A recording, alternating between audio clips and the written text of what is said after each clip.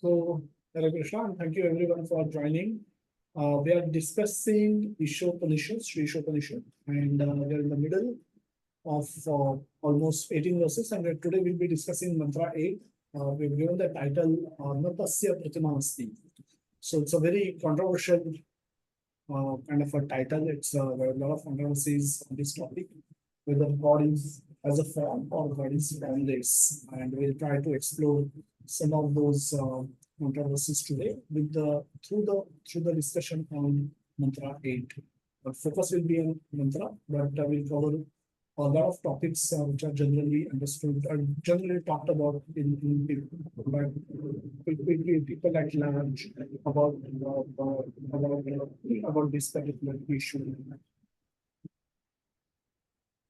Before we go there, let's take a overview of Sri Ishopanishad as such. The book has only 18 mantras. The first section, and then we bifurcated it in the 5 sections. The first section is from invocation verse to mantra 3, where the speaker, the book says that live in harmony with Ishvara. The centralized message is that please live in harmony with Ishvara, and then you can live happily, and then you can achieve the purpose of your life, that is going back to godhead.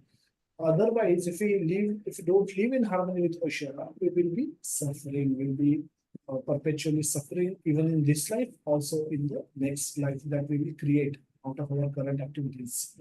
Now, moving forward, if we want to live in harmony with Ishvara, we want to know who Ishvara is. We need to understand Ishvara more closely. And for that to happen, we need Ishvara's mercy, because Ishvara cannot be understood by material vision and our material intelligence. So we need spiritual vision, and that comes with Ishvara's grace, his mercy. So that's mantra, that's the section that we are currently in, and we'll be discussing last verse in this section, the verse 8. Going forward, mantra 9 to 11 talks about right and wrong vidya. And mantra 12 to 14 talks about right and wrong upasana. And we will explore those sections. What does it mean, and how it is applicable to us as sadhakas. And the last section is mantra 8, 15 to 18 are the prayers offered to the Ishvara. Prayers to Ishvara to reveal himself. And that's we'll explore those as well as the time will progress. So the current section, the verse 4 to 8. Now these verses we've already discussed. We'll just take a quick look at these verses that just for recap. So mantra 4 and 5 talks about how inconceivable Ishvara is to our normal vision. And then the verses says, those verses talk about different attributes of Ishvara which are confusing, which are contradicting, and which are mystical in nature. But we went through those verses to understand how they make sense in the broader scheme of things. So mantra 6 and 7 that we discussed last Sunday, we've been discussing how, if we have to have spiritual vision, how we start the process of getting a spiritual vision. So we need to, today we are in material world, and we see things materially. We see things, whatever we see things, we want to use it for our pleasure. We want to, the immediate consciousness what we have is how best I can leverage this for my own pleasure. And so that is material consciousness, and we derive pleasure through our body. So how everything I can use for my bodily pleasure is the predominant consciousness, that is material consciousness that we all live with. But when we want to look at Ishvara, we need to have spiritual vision, and that does not come overnight. It comes gradually. So initially, we need to start seeing how I can see things material in the material world, how I can see with spiritual eyes, and how I can see the spiritual spark in all the living entities, how I can see the Jada Tattva, which is matter, which is non-living entity, non-living aspect of this world, how best I can use it for the pleasure of the Supreme Lord, so that I don't get entangled in the material world while using the matter.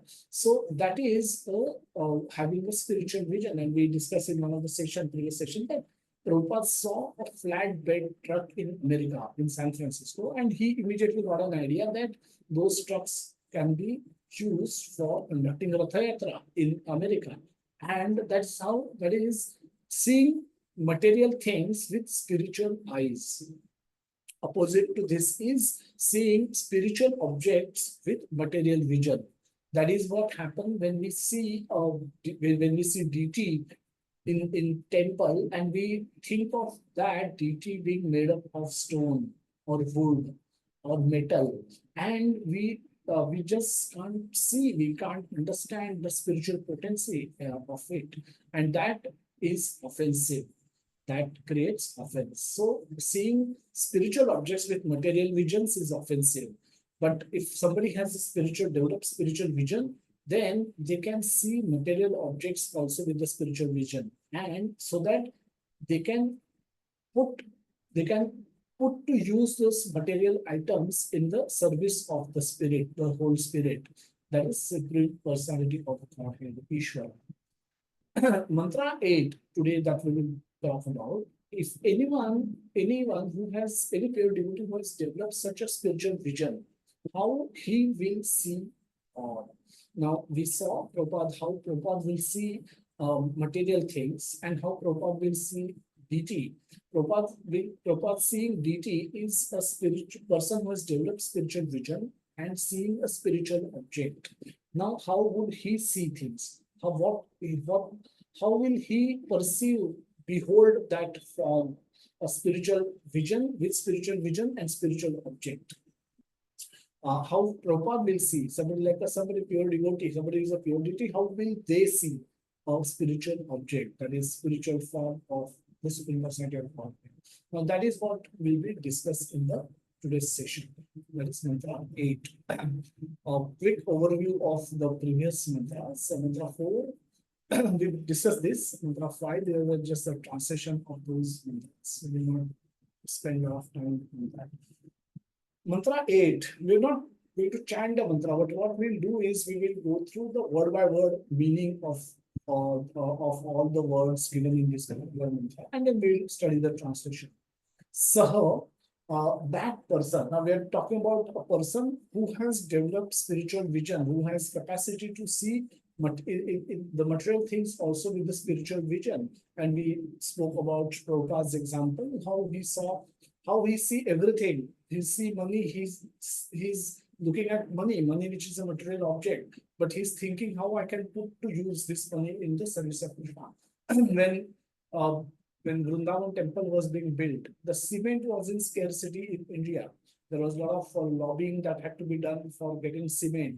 So Prabhupada was worried that for constructing temple, I need cement.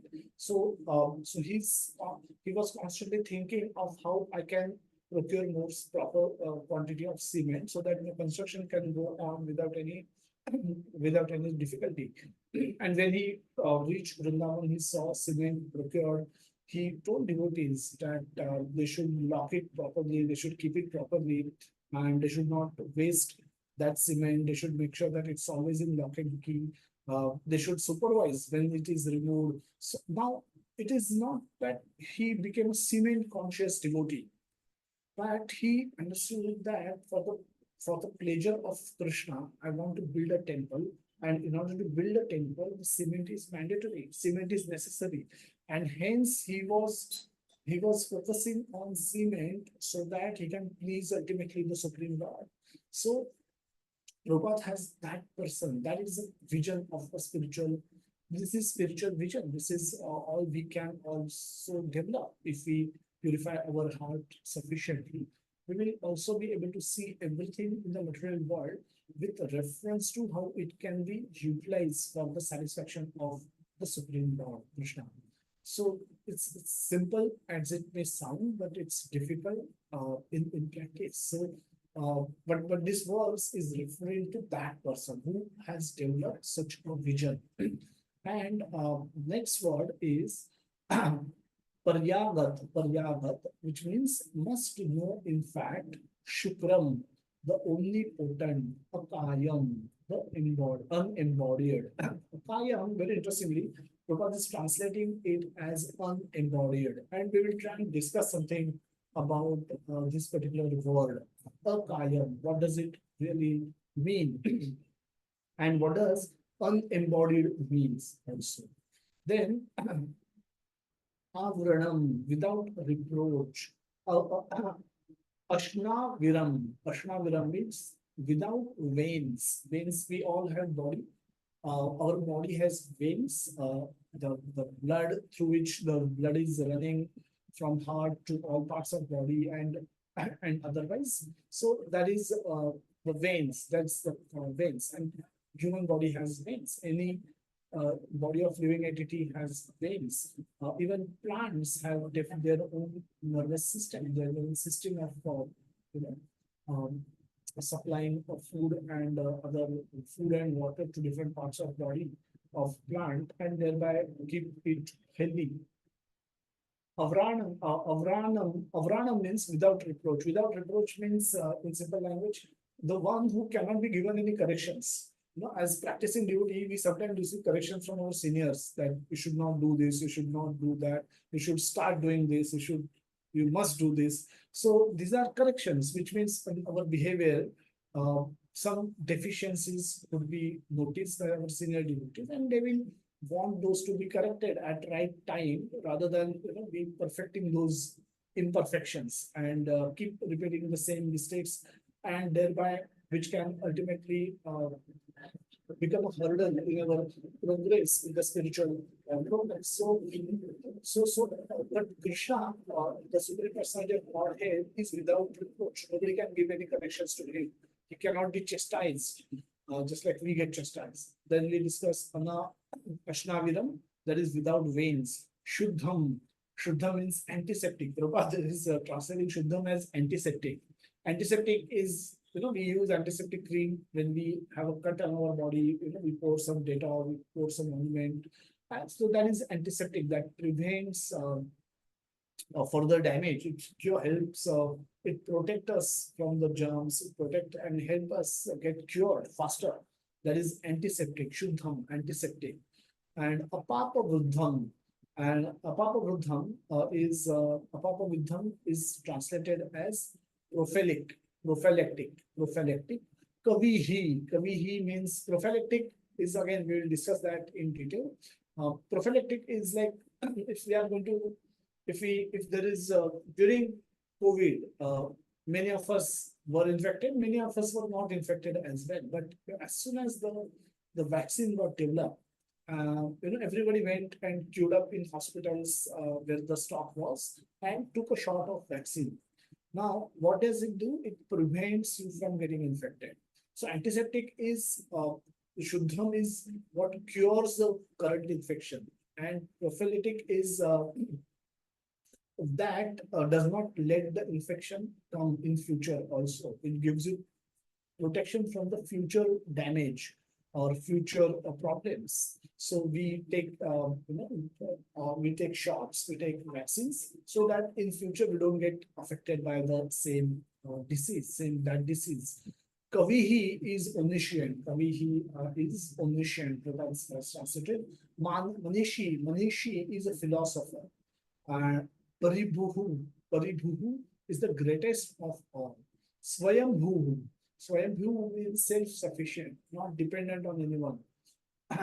Yathat, Yathathathyataha, Yathathathyataha means just in pursuance of, just in pursuance of.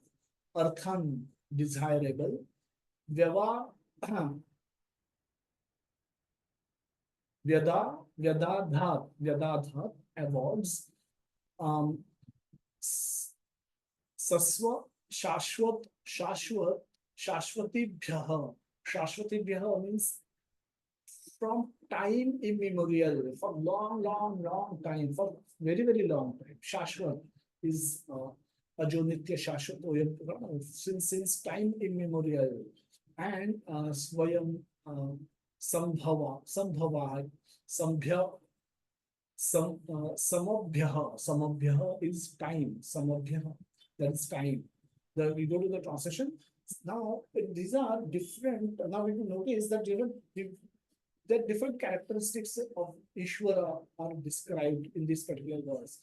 The person who has developed spiritual vision, such a person must factually know the greatest of all, the personality of Godhead, who is unembodied, the first unembodied, omniscient, beyond reproach, without veins, pure, uncontaminated, the self sufficient philosopher who has been fulfilling everyone's desires since time immemorial. Now that absolute truth, this is the knowledge about absolute truth which will be available, which a person who has developed spiritual vision will be convinced about. Now, this is what the absolute truth is all about. This is how my God is.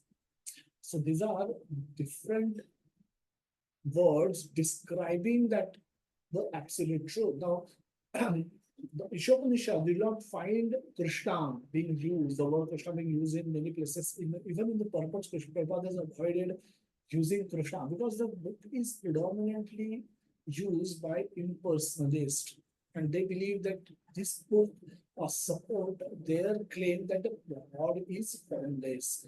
Impersonalists, Mayavadis, and Mayavadis impersonalists, that generally their fundamental belief is that the God is formless, and you can, as an amateur devotee, you can consider any form of God as God, and you can start your worship, your bhakti, using that God. Using, you can hear some katha pertaining to that God. It doesn't matter whose deity you consider as the God, because anyway the goal is to go beyond the deity. By meditation, you go beyond the deity, and then you realize that uh, you are only God. You will become God. You will merge into God, and you will become eventually God. So this is kind of a vague understanding with which a Mayavadi philosopher, Mayavadi or an impersonalist practice their devotional service, their sadhana. And so hence this book is predominantly, they believe this book support their version of philosophy. And Prabhupada has used the same book, the same verses, and the same Sanskrit text to prove how the same verses actually gives personalist conclusion. The same verses lead to the conclusion that the Supreme Personality of Godhead is a person, and he has attributes, he has qualities, he has characteristics, and those are beautiful. Those are transcendental. Those are not ordinary. These are not material qualities that this Supreme Person has. And so Prabhupada has established the same uh, personalist conclusion using the text which other people believe to be impersonalist. Now, we also have many religions, impersonalism, which supports impersonalism, are Christianity and Islam. Now, both these religions do not have any description of God, of the personality of Godhead. And therefore, both these religions also uh, are in are in sync with impersonalist philosophy that God is formless, and they will have different concept, but the predominant premise of those religion also is that God is formless. There's no also, and any type of deity worship, they consider it to be a false worship, which and if you want to bring yourself to a true worship, then you should give up deity. And that's why we see all Muslim invaders, they were very keen on breaking the deities. And that that was predominantly going on in ancient times when whenever they would approach any region, the first thing they would do is to break the deity. So their philosophy, their thinking was that people are engaged in false worship of false god. This deity cannot be God. God is impersonal. God cannot be a deity. It is and as long as people have attached meant for the worship of this deity, they will never be able to come to the real God, that is impersonal God, that person who is everywhere, who cannot be taken in a picture of. There is no pratima of that God is possible. That is what they believe, and that's why most Muslim scholars will quote these words, no tasya asti, mentioned in the Vedas. So why are you worshipping a deity? Why are you worshipping Krishna as God? Why are you worshipping Shiva? Consider Shiva as God, or any. They will not have. They will have this argument for any kind of deity worship that people are performing, and unless we know things how they are, it will be difficult for anybody to refute those arguments unless you have proper understanding of scriptures. And that therefore, we'll spend rest of the predominant part of rest of the lecture in discussing this aspect, so that all of us are equipped to, if at all any such situation comes, we are able to give our arguments with conviction. At least if no such situation comes, at least we know about we learn about God more, and then with that better knowledge, we are able to practice Krishna consciousness better. We are able to chant with more conviction, more faith. We are able to read with more faith. We are able to serve in the mission of Sri Prabhupada and Lord Chaitanya with more commitment. Uh, and that way, that will ultimately help us progress in the bhakti, make us better devotee, make us please Krishna more often than not. Therefore, it's important for us in any way. We'll go through the purport briefly and towards the end, but broadly the purport is 8 paragraphs. Prabhupada start with the discussion on Akayam, unembodied, and Ashnaviram, that is without veins. It focuses a lot on those things. Shukram, omnipotent, and then individually each of these words are described, explained further by Sri Prabhupada in his purport. Fulfiller of desires. We'll take a look at that, what that means. Paribhuhu, supreme, is covered in his supreme law, is covered in paragraph 7. How is self-sufficient, how is Shuddham, and how is Apapa Viddham. All those are covered in the paragraph 8. So let's move further. Na tasya pratima asti. We'll talk about this very argument, which is presented by many Islamic scholars, many impersonalists also. They use this basically to argue that this verse they argue to argue that there's no such form of God, and any form that you're worshipping is false. This particular verse, I think, appeared in the Shvetashvatara Upanishad 4.19, and the translation of it says that no one can grasp him above, across, or in the middle. There is no likeness of him. His name is great glory. This is the complete translation, the complete text translation for this particular word.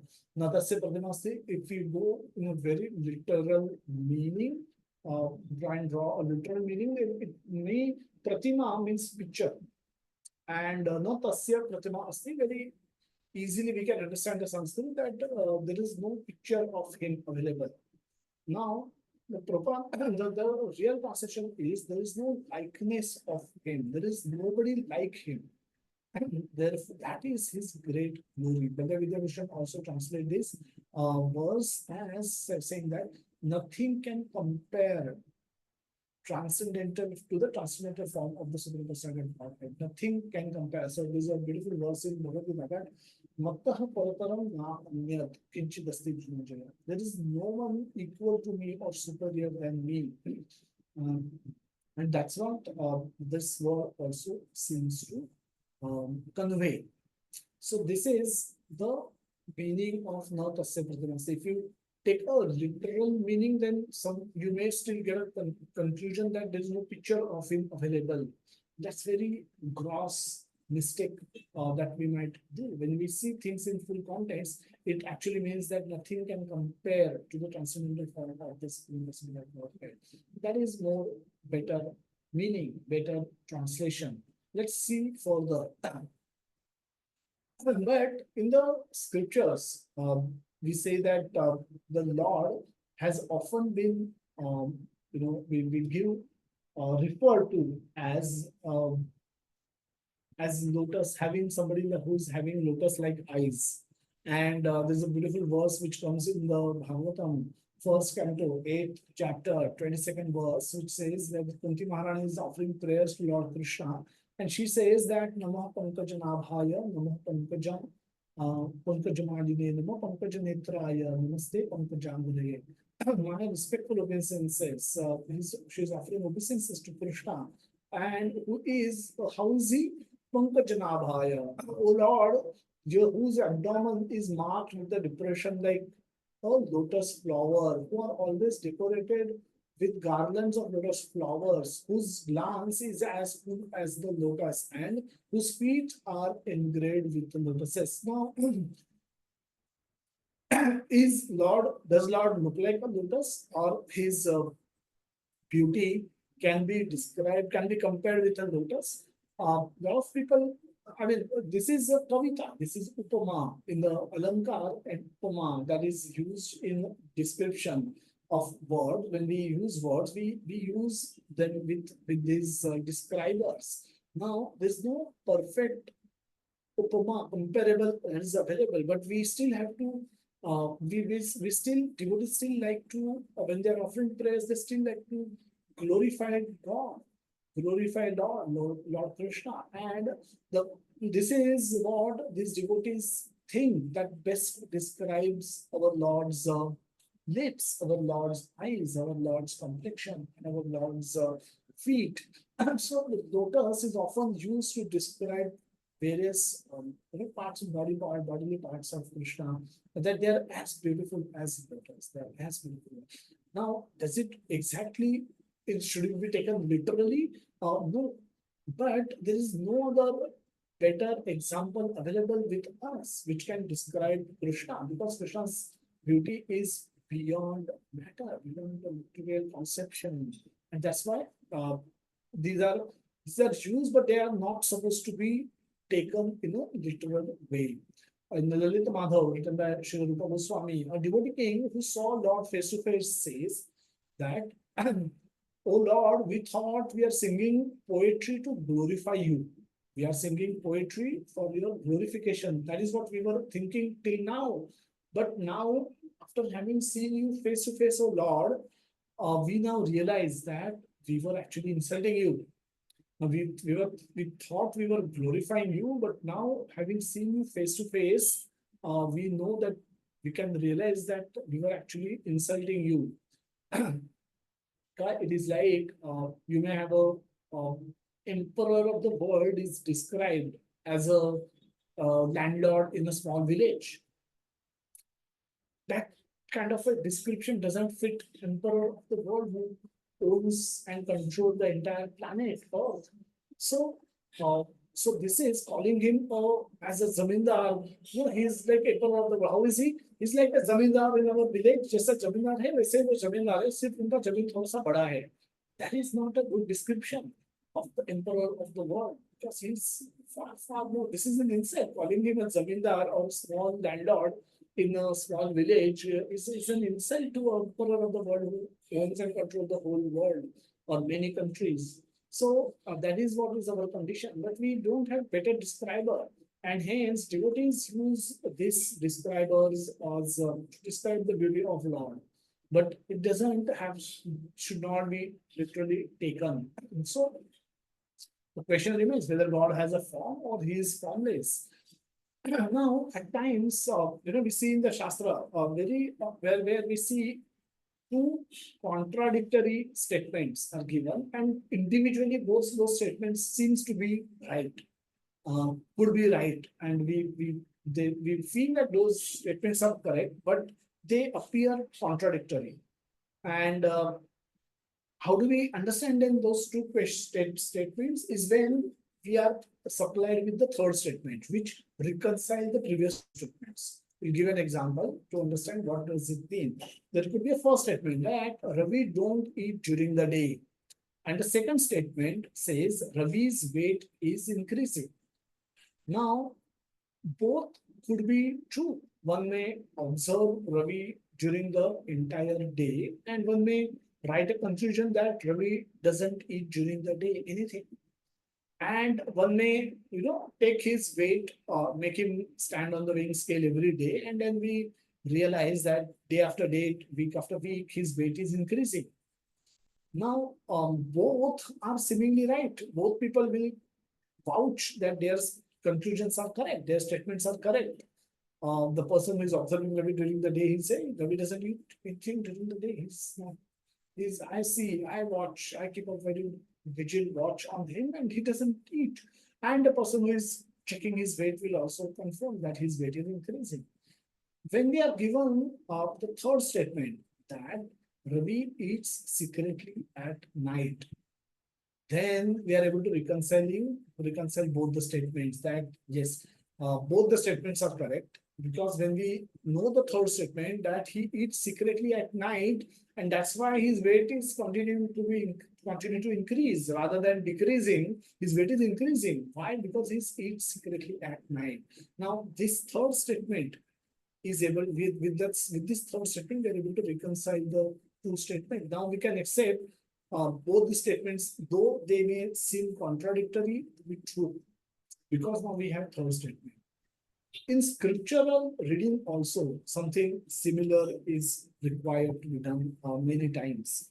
And that's why reading scriptures without purport is dangerous.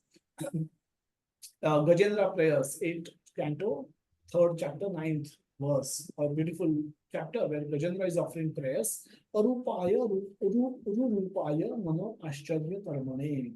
Gajendra is saying Arupaya. Arupaya translate Arupaya is as possessing no material form.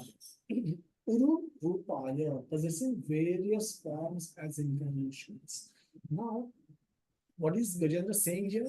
That you don't have a material form, but you have a spiritual form, and using which you take many incarnations, many avatar. Now, here, let's clarify the word incarnation. Now, incarnation is the English translation of avatar.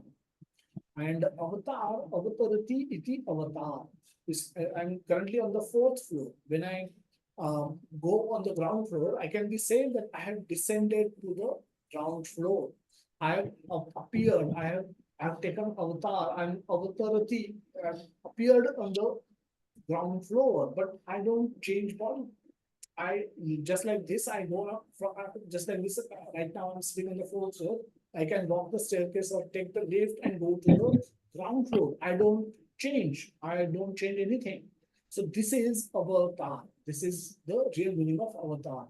Incarnation, carnation, karna has a different connotation. Karna means flesh, and incarnation means accepting a body which is made up of flesh.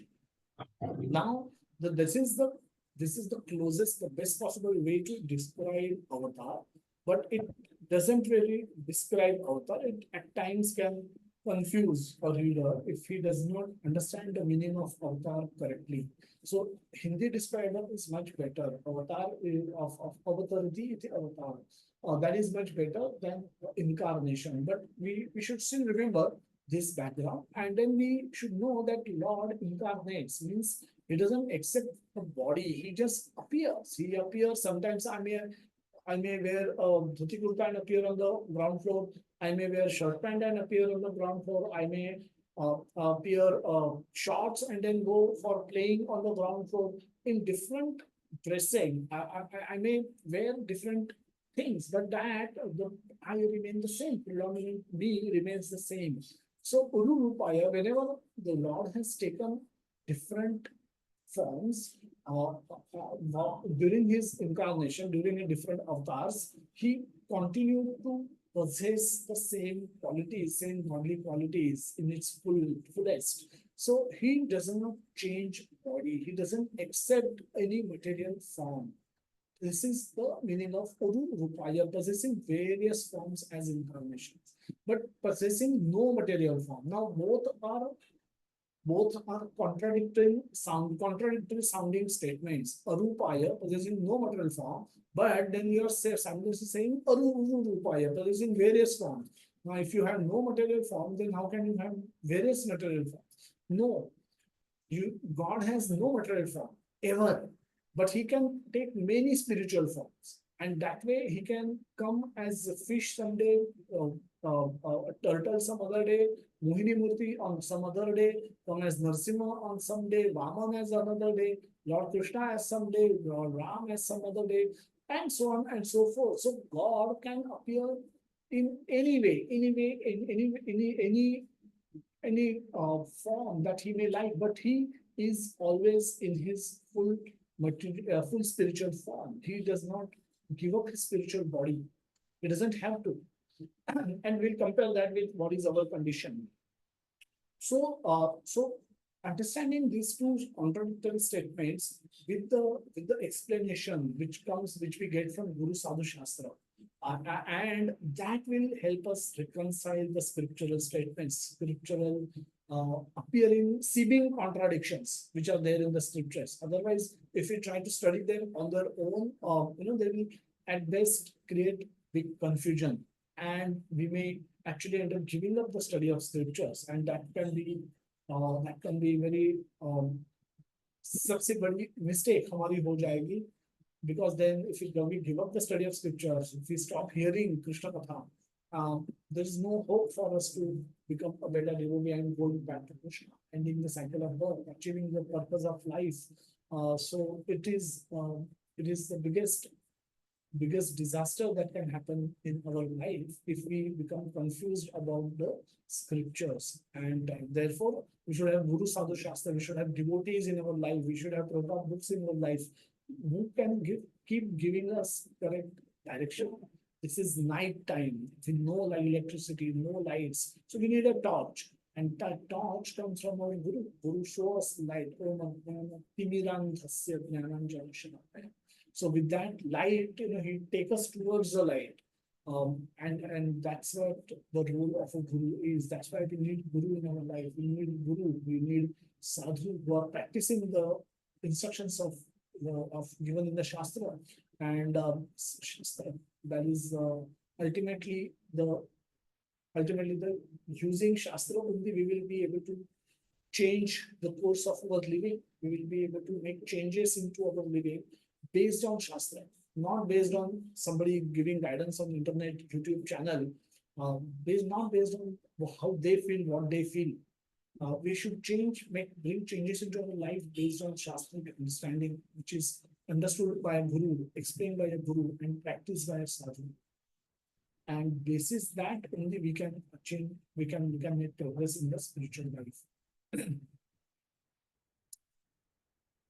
Another beautiful verse, same Shvetavatsara Upanishad 3.1. We discussed this in one of our previous sections also. Apani Pado Javano Grahata Pashyate Achakshushu Sa Shvotyo Akarnaham. That Apani Pado, without hand and feet, he moves and he receives. When prasad is offered, he receives it. So he does not have hand, he does not have leg, but he's swifter than every one of us. He can swifter than mind, and he can overcome all running. We've seen that in previous podcasts. So without hand and feet, he can move and he can receive. Without eyes, he sees, and without ears, he hears. Now, when we say he does not have eyes, he doesn't have ears, he does not have leg and hand, what do we really mean? So the verse explains that he don't have material hand, leg, eyes, and ears, but have transcendental or spiritual hands, legs, eyes, and ears, using which he can do anything and everything perfectly. With eyes, he can eat. We can, we don't have to try that. Will continue to remain hungry. With ears, he can, with hands, he can walk, and he can do any activity with any of his organs. His supreme lord. Well, there's nothing that he cannot do.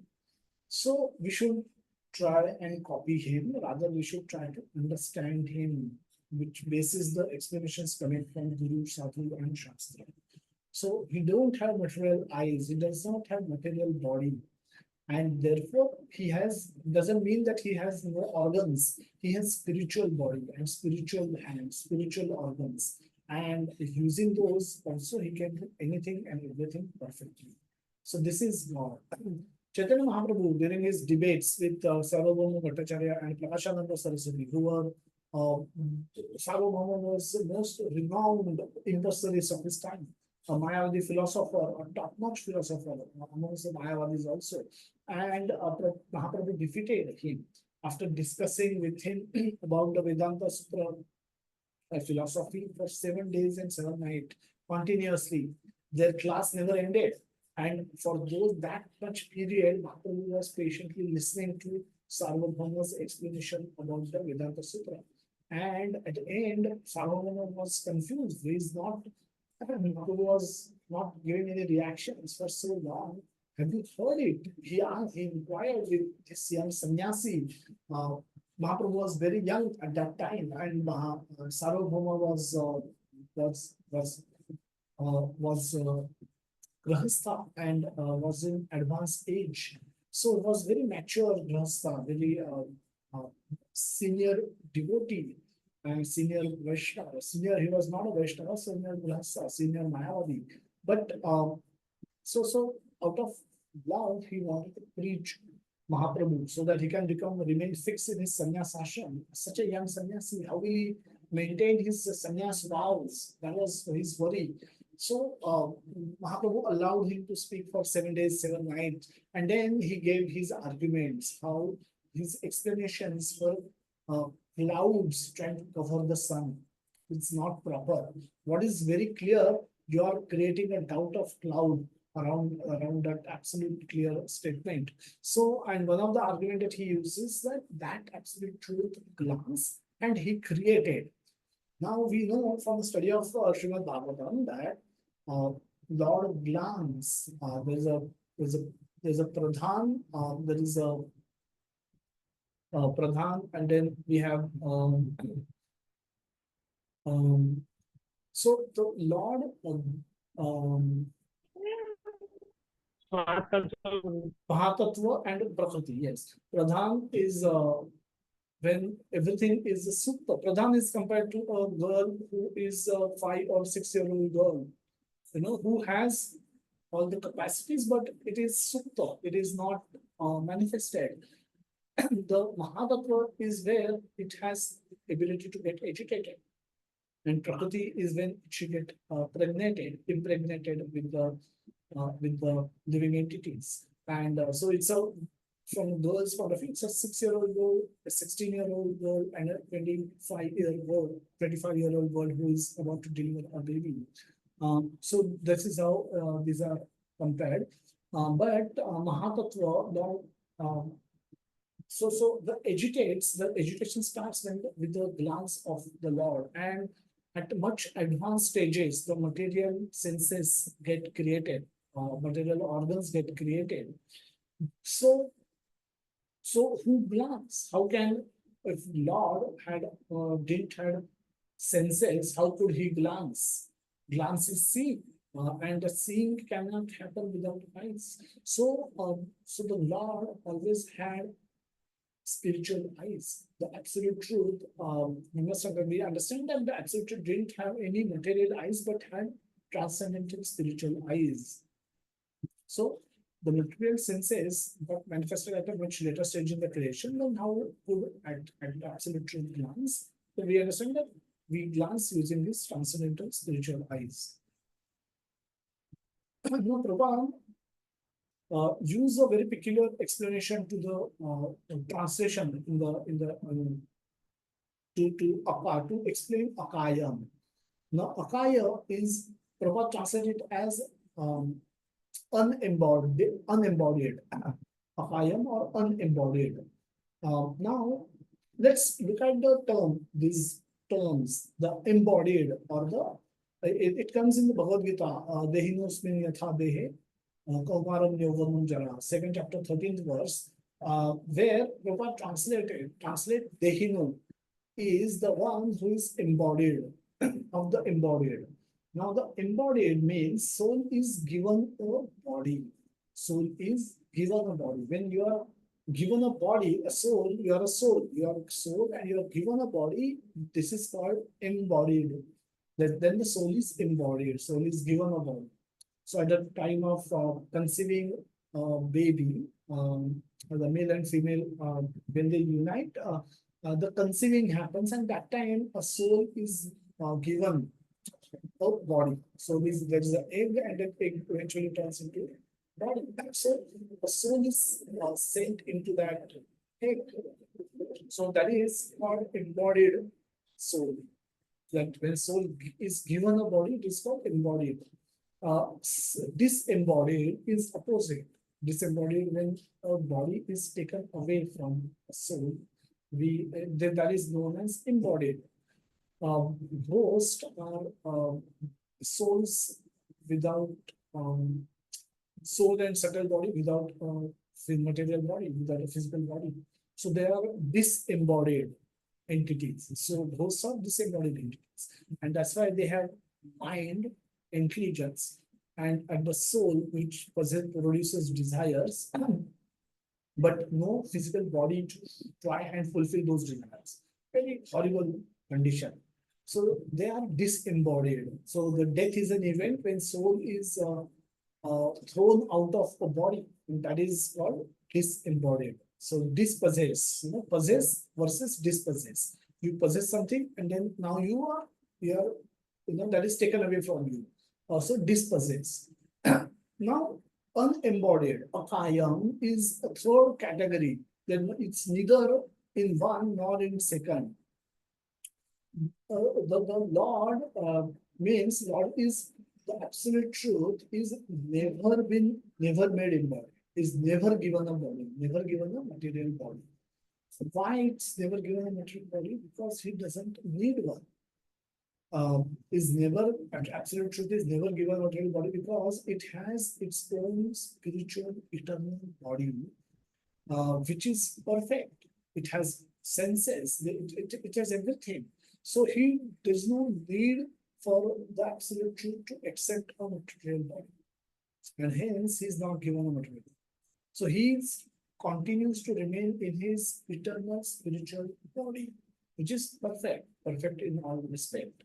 So the akayam, or unembodied, the word kaya, Prabhupada, again, we'll look at this word kaya and its different connotations. Connotations means implied meanings, which are there, which are associated with the word kaya, which is generally understood as when we mention the word, the implied meaning is also comes along with it. For example, the word gay means cheerful. But previously, maybe 25, 30, 50 years back, gay meant cheerful person, happy person. Now, gay, with the current, today's cultural context, gay has a completely different meaning. We can't use the word gay unless we know both the meanings so that we are able to use it correctly. Otherwise, it can completely be, it can completely go out of context. So that is implied meaning. Implied meaning. So another word Prabhupada used to often use in his lectures and in writings, that ass. Ass means donkey. Prabhupada said donkey, and Prabhupada used to describe him by saying ass. But today's context, it has this word is used more to describe a particular part of body. So it can easily be misunderstood if it is not used accurately. So this kaya also has many such connotations, many such implied meanings. Let's understand those, and where we akayam, where we use akayam, and how we understand that akayam or unembodied more deeply. Kaya or a body is separate from a real person. Now we often learn, I mean, right from day one in the Krishna consciousness, the spirituality starts with the knowledge about spirit, adhyatma. starts with the knowledge of Atma, Adi Atma. First you know about Atma and then talk about Adhyatma. If any Adhyatma, any spiritual topic where there is no discussion on there's no education which give telling you that you are not this body, your spirit soul, you are not this body, your spirit soul, you are not this body, your spirit soul, is cheating, because this is a foundational knowledge on based on which only you can progress. If you want to stop taking, you want to escape or stop the repeated cycle of birth, you must understand who is taking birth. Is body taking birth or is soul taking birth? Are they different or are they all one and the same? Who is mind? Where is mind? And what role mind has in this? We often say is that hardware, software, and user. Body is hardware, mind is software, and user is the soul. User of this system is soul. But we don't function in the world with this knowledge in the background. We just believe ourselves to be body. So any spirituality, any kind of spiritual path where this knowledge is not spoken often is cheating. Is cheating you is simply cheating, because then such devotees, no matter how sincerely they practice whatever is being told to them, they cannot progress to any level, because they will not know whose liberation they are seeking. Their soul, that fact has to be hammered every day, reminded every day. So kaya or body is separate from the real person. Our real nature is we are spirit soul, and we are given a temporary body for a temporary period. This will be taken away from us in the its expiry date. So whenever we are born, whenever we were conceived in the womb of our mother, we also were given an expiry date. It doesn't come to live that this body will survive eternity for eternity. It doesn't. Nobody can claim to be like that. So our body comes with an expiry date, and on that day, this body will be taken away from us. Now, kaya has to be understood. This is the implied meaning of the word kaya. Now, that is not true in case of body of the Supreme Lord. Why? Because he and his body are one and the same. He and his body are one and the same. We are different in our body. We have been given this body made up of matter. But Lord and his body is the same. It's complete whole. And therefore, he will, since he is not given a body, there's no question of him living in the body. So his body will remain with him eternally. So that's why in the fourth chapter of Bhagavad Gita, when Arjuna is asking that how am I to understand the Krishna that you gave this knowledge to sun god, because sun god is Prachin. Krishna explains that you and I have had many births, O Arjuna. I can remember all of those births, but you cannot remember. Why? Because you are changing body. You change your body. When your bodies change, you are all your previous activities, previous births, knowledge is erased or covered. It's not erased ever, but it is covered. It is covered, therefore, you don't remember. You don't have any remembrance of that knowledge of your previous birth, so that will help you function properly in your current birth. So, so Lord is not the same. And Lord says, I never change my body. My body is imperishable and avyayam. And and because of that, because I'm not changed my body, I can remember all those births. And therefore, I existed even before the sun god existed. So sun is also been created in front of me, by me. So there's no, that's how I can give this knowledge to sun god. It's perfect. Even though he is Prachin, because I'm more Prachin than him.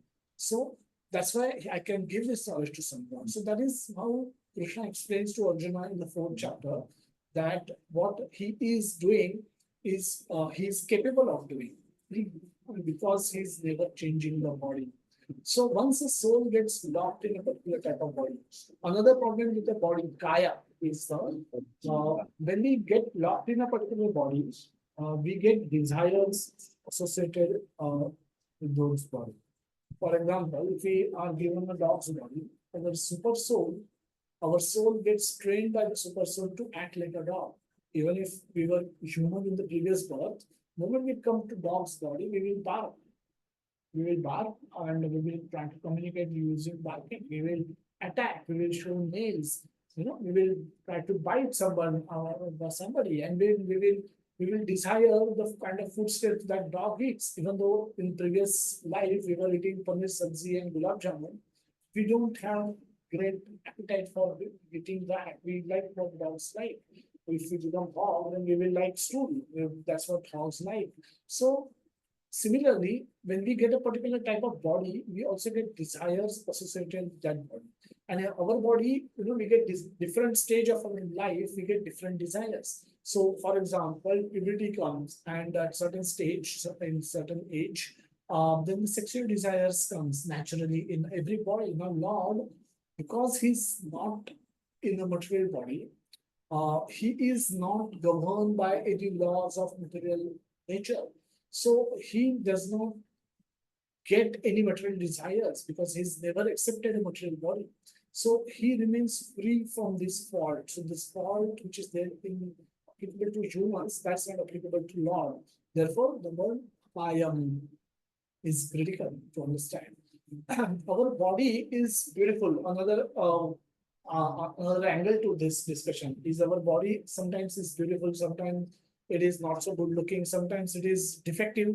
Right from birth, we don't have full fingers, some organs is missing, some kind of incurable sickness is given at very early age.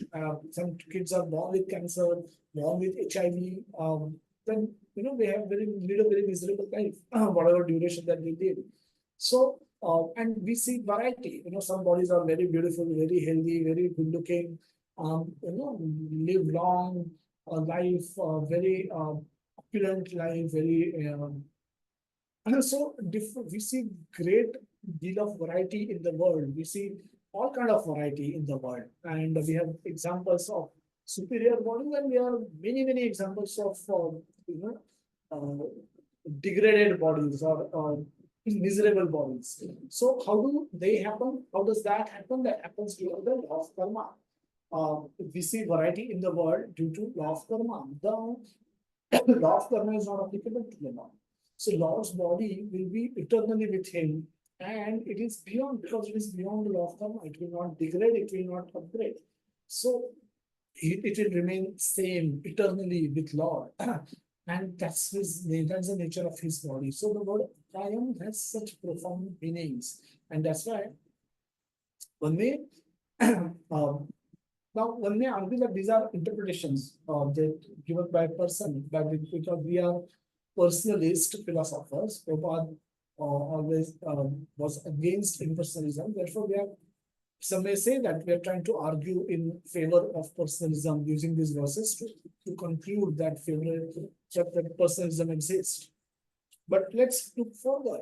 When we see the word in full context, we are forced to drive a conclusion that the God is a person, and a person having a spiritual body that is a very transcendental spiritual body that is beyond the law of karma, beyond material laws, beyond birth and death, which is applicable, and beyond all qualities which we possess, which we get due to having acquired a particular body, quality and desires that we get because we have acquired certain kind of body. So Lord's body is beyond all that, and that we will conclude using the next term that is there, Ashnaviram, which means without veins. Now, what is the point of saying that Lord, if you just you see these two terms, Akayam and Ashnaviram, in literal sense, they mean Akayam means one who does not have a body, and Ashnaviram means that does not have any veins. Now, if one does not have a body, what's the point in saying that he has no veins? Because veins will be in the body. So this is not done by mistake. It is basically to prove a different point that Lord does not have body, it does not have veins. Lord has spiritual body, and the spiritual body does not contain veins, just like how we have, because he's not dependent on the matter. He's not dependent on the functioning of the body, that is material body, uh, which requires the presence of veins. So we give a couple of more examples that if we are saying that somebody is not wearing clothes, it is understood what is the point in saying that he is also not wearing a tie.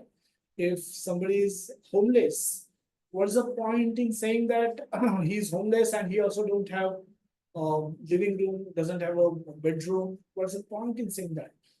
So the point is the Lord is Kayam or unembodied, means he is not given a body like ordinary souls, and because he is always present in his transcendental eternal body, his body does not have veins, just like those are there in the material body. So Ashraviram means without veins. uh, Imperishable, respectable Lord. We will go to the next point. Next point is fulfilling desires of all the living entities from time immemorial. Let's talk about that. So we've seen different characteristics. Akayam we've seen Ashnaviram, how Lord is Akayam, and there in that context we've seen the na tasya pratima asti discussion. We said that kaya, what do you mean by embodied, what do you mean by disembodied, and what do you mean by unembodied? And Lord is never given a material body, and a kaya has different connotations. Kaya is associated with a body which is temporary in nature. So Lord's body is not temporary. Kaya is associated with when you get into a particular body, you get certain kind of desires. Lord does not have any material desires. Body is good looking, bad looking, ugly looking, depending on the active law of karma. Lord is not governed by law of karma, so Lord body is transcendently beautiful. And so this is why we understand that there's a difference in the body of Lord and difference in the normal material bodies that we all possess.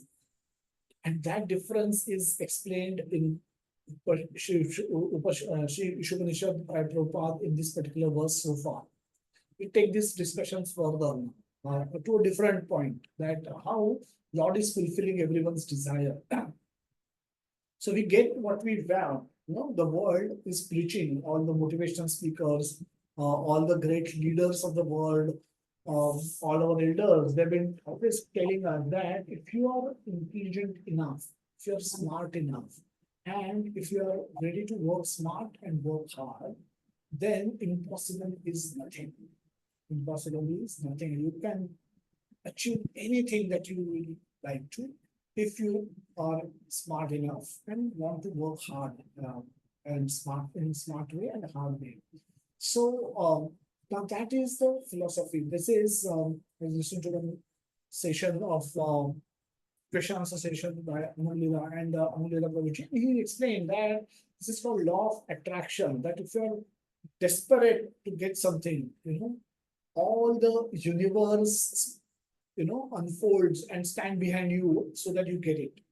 Or if you're desperate, if you become attracted to something, where you become desperate, and if you're ready to work hard for it, you will get it. By your hard work only you can get it. And so this is law. He says this is law of attraction. By attraction, you can achieve whatever you want. He says, even if you don't have to go outside, just look at your own life and life of your friends, your family members, you'll realize that qualification is not the only reason why we get what we get. Prabhupada gives a beautiful example that a judge, you may get qualified as to act like a judge. But unless and until government confirms your appointment and gives you an appointment to depute you to a particular court, you can't start functioning like a judge. Even if you are qualified, just qualifying doesn't mean you will have ability to act like a judge. Unless and until you get blessings from the government to get deputed somewhere and start working like a judge. But so our endeavor is not only sufficient for us to get what we want to get. So we get, that's the role that is played by law. Law also has a role to play in that.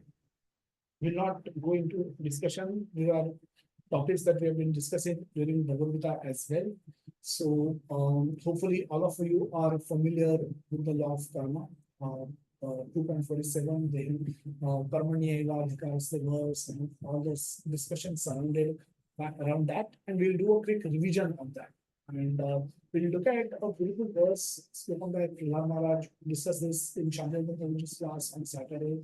When he glorified Prahlad Maharaj's prayers to Lord Nrsimha. One such prayer was Balasya Neha Sharanam Sharanam Nrsimha, where Maharaj is saying, that, oh Lord Nrsimha, my Lord Nrsimha, Nrsimha Deva, oh Supreme, because of a bodily conception of life, embodied souls neglected and not cared for you.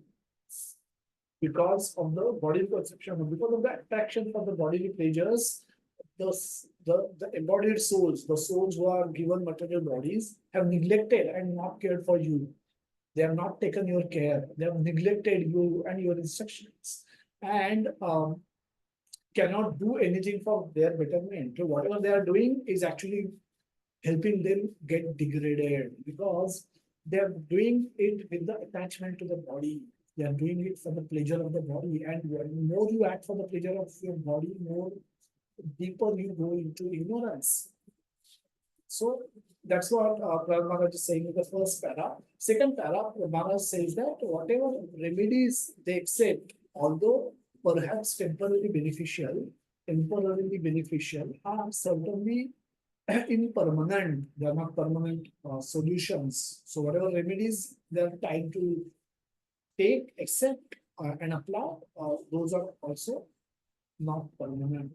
For example, and he gives beautiful examples, 3 examples he gives, that father and mother cannot protect their child. Second example, a physician and medicine cannot relieve a suffering patient, and a boat on the ocean cannot protect a drowning man. Father and mother cannot protect their child.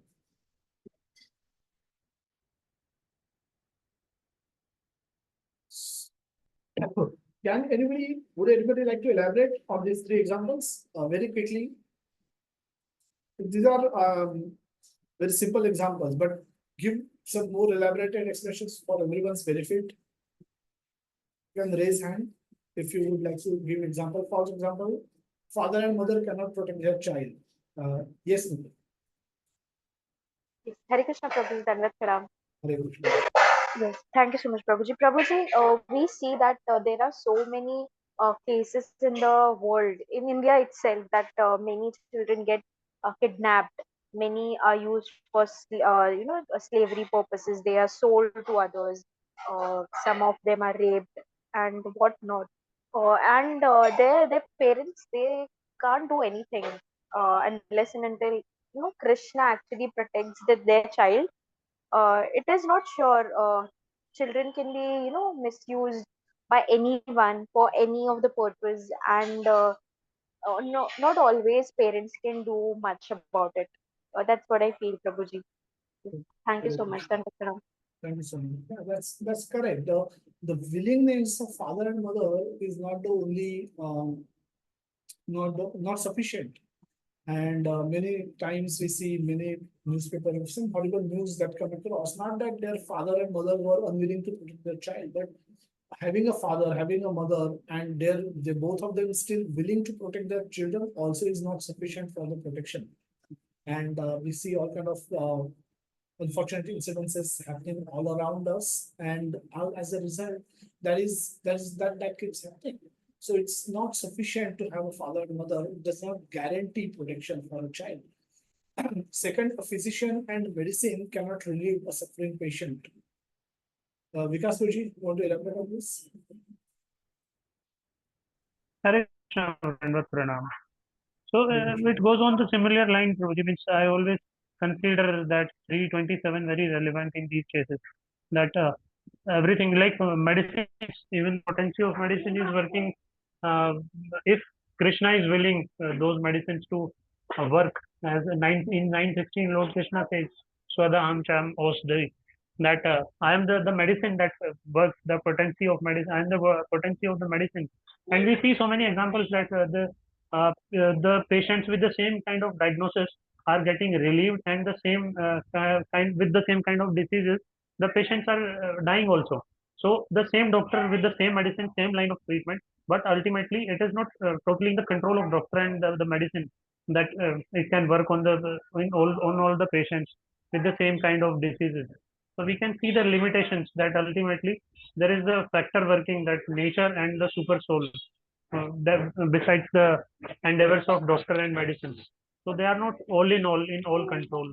And as Mataji gave the example like in the father and mother, so I just wanted to add the example of my itself, that a couple of times that with Sham something happened and I was in very close proximity, but still I couldn't prevent him from falling or from rolling on the stairs or from getting out, or which so many things happen. And from that we can understand that even we being in we- so-called control, we are not in total control of anything and everything. What to talk about when the child are away from the parents? Even in the proximity, also the parents are not capable to the 100% extent that they can protect their child. Hare Krishna. Okay, Hare Krishna. Sureka Mataji. Yeah, thanks for Hare Krishna Prabhu ji. Hare Krishna. जी, दोनों के माता जी और प्रभु जी ने जो कहा उसी को मैं आगे बोलना चाहती थी कि जो सोल होता है या आत्मा होता है वो खुद के प्रारब्ध से अपना डेस्टिनेशन लेके जन्म लेता है, या फिर चाइल्ड हो, पेशेंट हो, या समुद्र में डूबने वाला मनुष्य हो, उसका वो लाइफ स्पैन लेके आया होता है, या उसके कर्मों के हिसाब से उसका सब चल रहा होता है। तो उसके हिसाब से फादर मदर या डॉक्टर या फिर जो बोट में है वो उनकी रक्षा करे या ना करे, वो भी डिपेंड होता है उसके प्रारब्ध के ऊपर से, यानी राखे कृष्णा मारे कृष्णा राखे कौन, इसी तरह। तो we are all are helpless and depends on the lifespan they have given. Yes, and during Hare especially Hare Krishna, thank you so much, Prabhuji.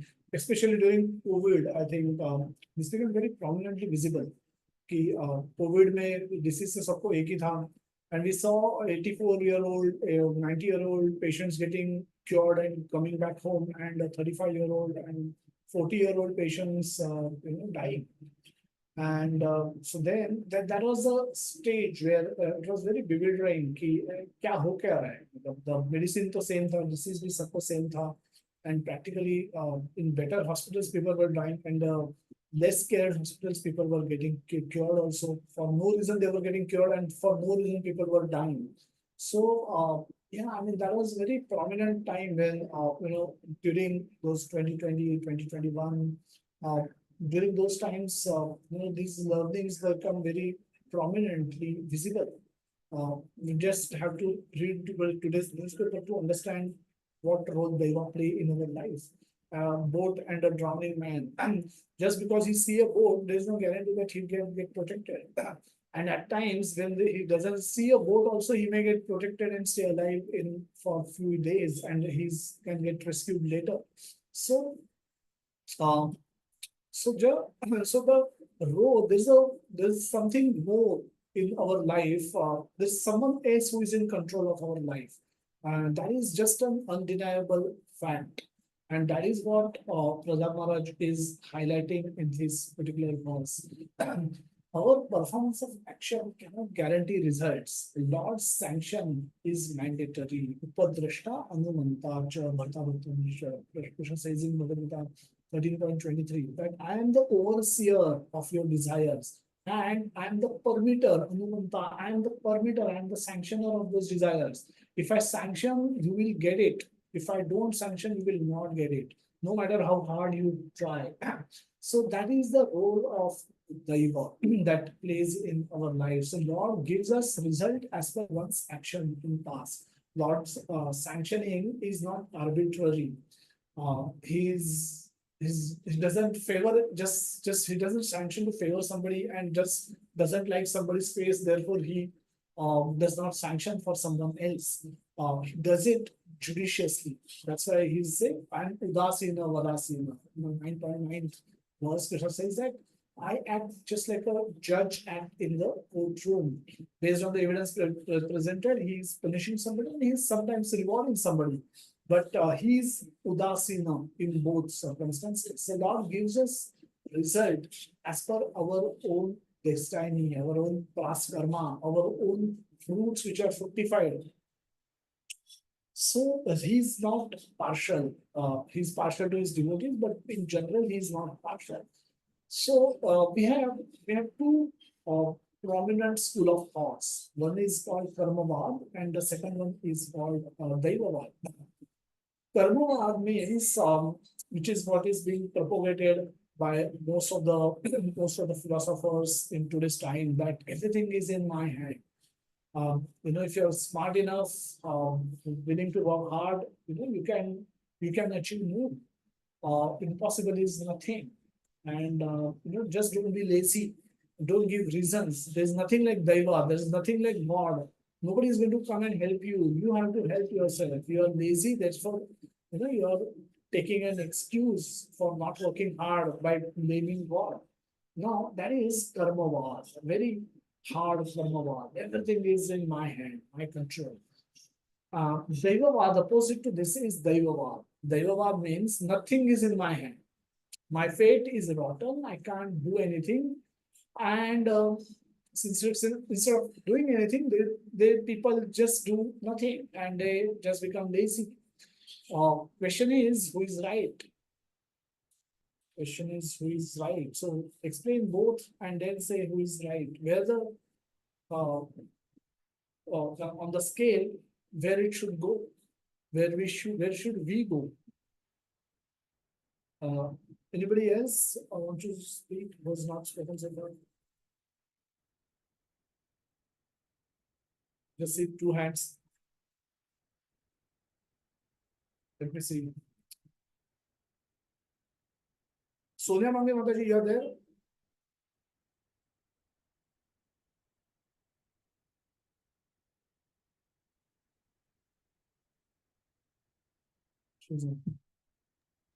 Yes, Nupur and then Vikas. Hare Hare Krishna, Krishna, Prabhuji. Prabhuji. By chance, you are on the next slide, Prabhuji, which is the almost answer. Yeah, previous slide. Yes, sorry. Nupur Mataji, Sulekha Mataji, and then Vikas Prabhuji, if time permits. Hare Krishna, Prabhuji. Prabhuji, Sonia Mataji had just unmuted herself. Okay, she can speak if she is there. Yes. Sonia Mataji, you can unmute. Yeah, Hare Krishna. Prabhuji. Am I audible? Yes, Mataji. Yeah, Prabhuji, can you just once again repeat the question? Yeah, the question is we have karmavad, which is Yeah. thinking that everything is in my control, and My opposite to control. that is daivavad, which says that nothing is in my control. The question is who is right? Where should we go? So, Karmavad, of course, is not correct because nothing is in our control. We say that not even a blade of grass is in our control. We cannot even make it move. So everything is in Lord's control. Even if Lord has given us free will, but with that free will, also if whatever we decide to do in our life, there is Lord's sanction. So yeah, we of course nothing is in our control. So Karnavad is of course not good, and also saying that Devavad everything is in Lord's hands. So being lazy, that is also not good. We have to do our endeavor and then depend on Lord for His sanction for whatever then He decides that whatever is good for us, so that He will do it. Okay. Thank you so much, Mataji. Very nice. Thank you. Nupur Mataji, Sulekha Mataji, and Vikas Prabhuji. Yes, Prabhuji, Hare Krishna, Dandagram.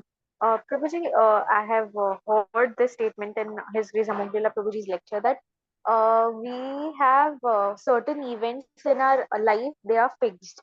But how we react to that events, how we react to what has happened to us is not fixed, is not in our destiny. So it is combination of both that we also have to endure some things, and some things have already been sanctioned to us through our destiny.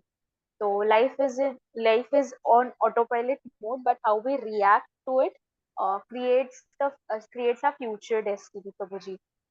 That's what my understanding. Okay. Thank you so much, Prabhuji. Dhanwad. Yeah, thank you so much. Hare Krishna. Surekha माता जी, आप कुछ हरे conclude Krishna करेंगे? हरे Yes, ma'am. Krishna प्रभु जी।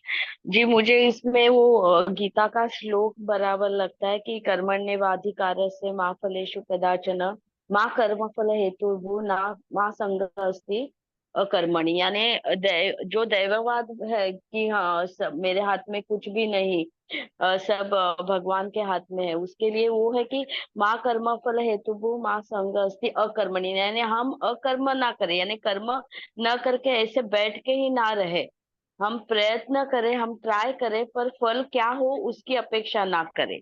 सिर्फ भगवान पे depend होके घर में बैठने रहना ये अच्छा नहीं है।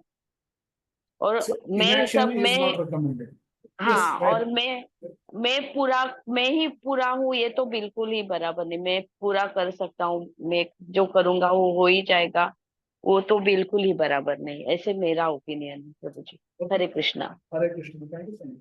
Yes. Vikas Vaji, please. Hare Krishna, Prabhuji, Dandavat Pranam. So, as Sulekha Mataji mentioned, means that was also my understanding that we should follow. Means ultimately, if we follow the instructions of Lord, then ultimately we are on the right track. As Bhagavatam speaks that Dharmam tu Sakshat Bhagavad Pranitam, that we are on the path of religion if we are following the instructions of Lord. And instructions of Lord are this, that as spoken by Mataji 247.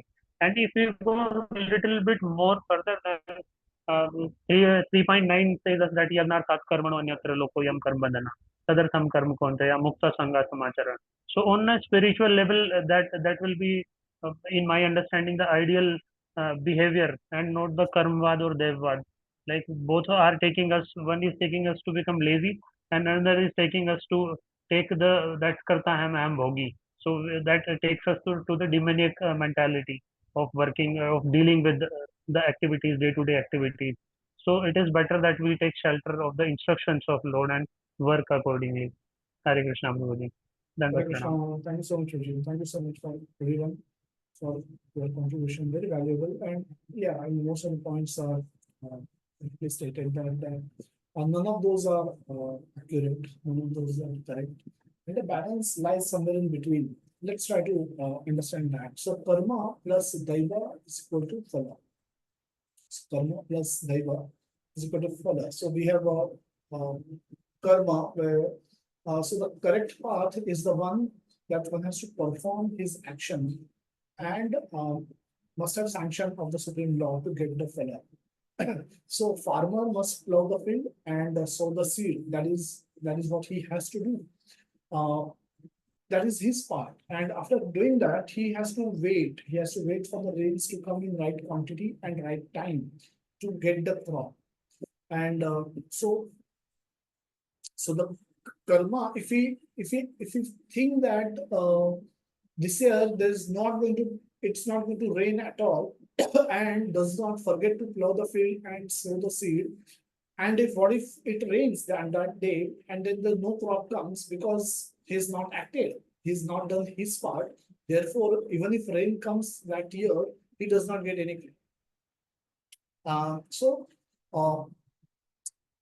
that is one part of the field that if he only depends on daiva and he forgets to do his part, then he's still not going to get the phala. That is the problem.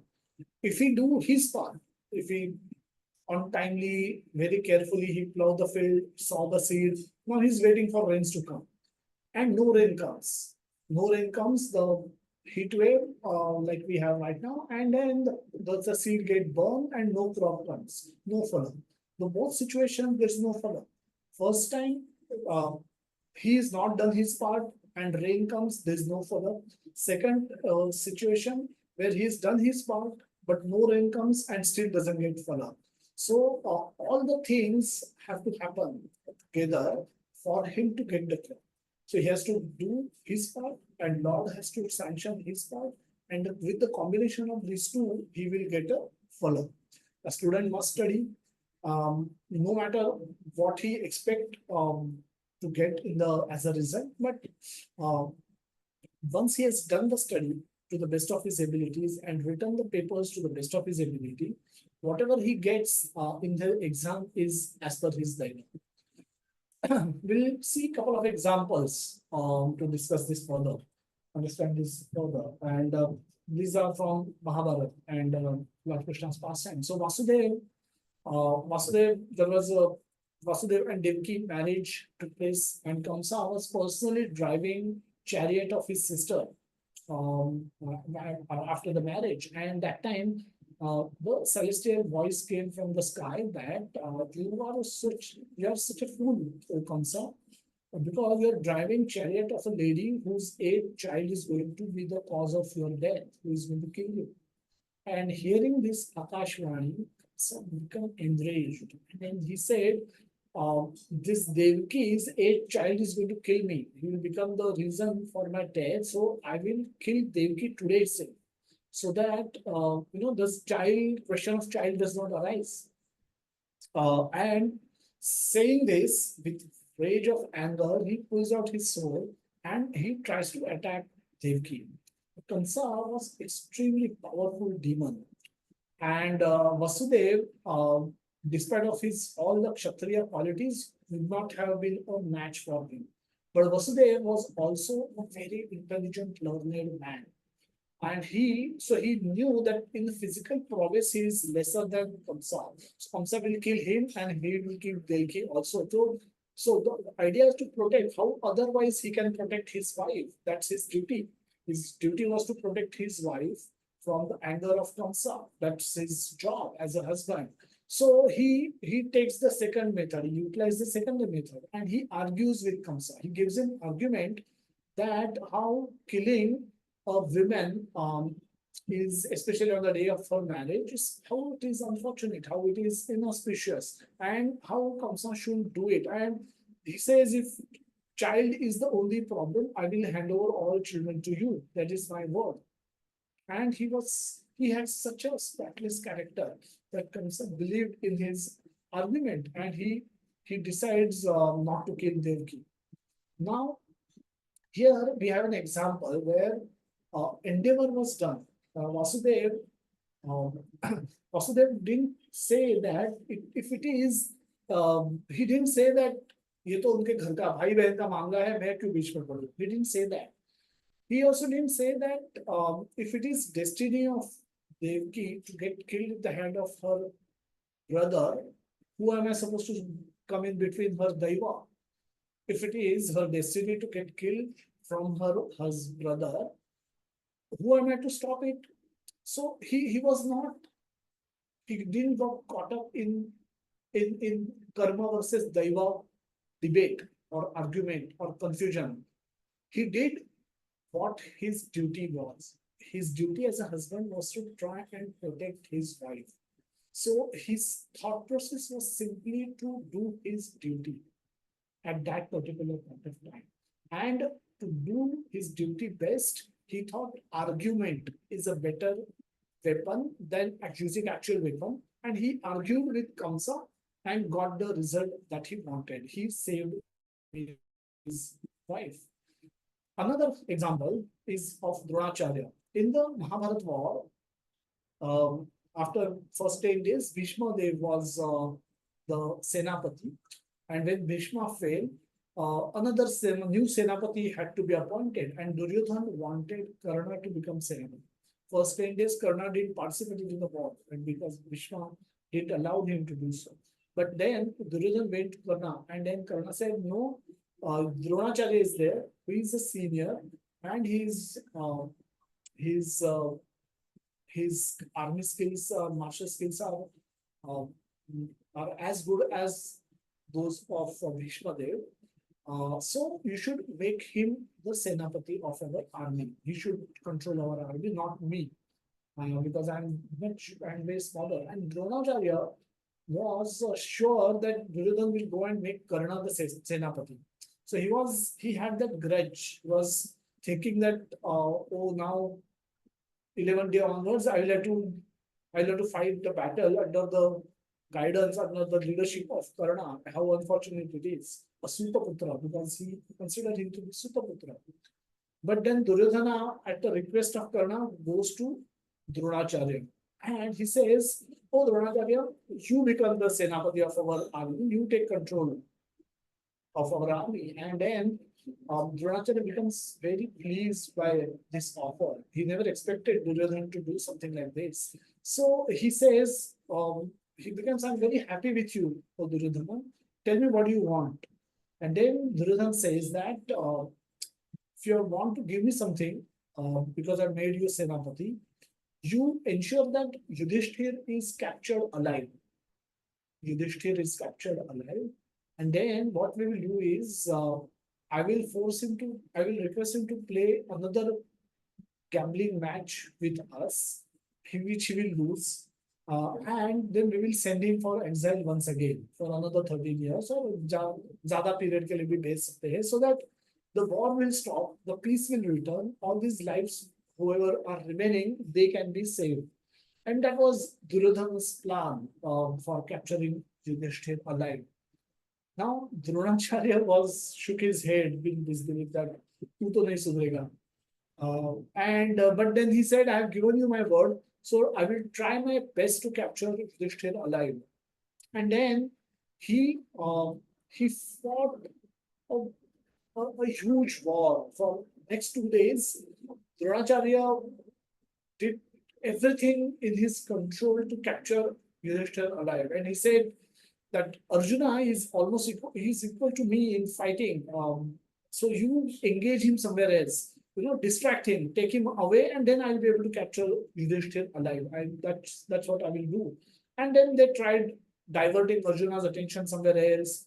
And despite of all his effort, 2 days he tried extremely hard and had no results. And then at the end of day 2, Duryodhana goes to Dronacharya and he's saying, "Dronacharya, you told me you will capture Yudhishthir alive. What happened to your promise? Why you are not able to do what you told me to do?"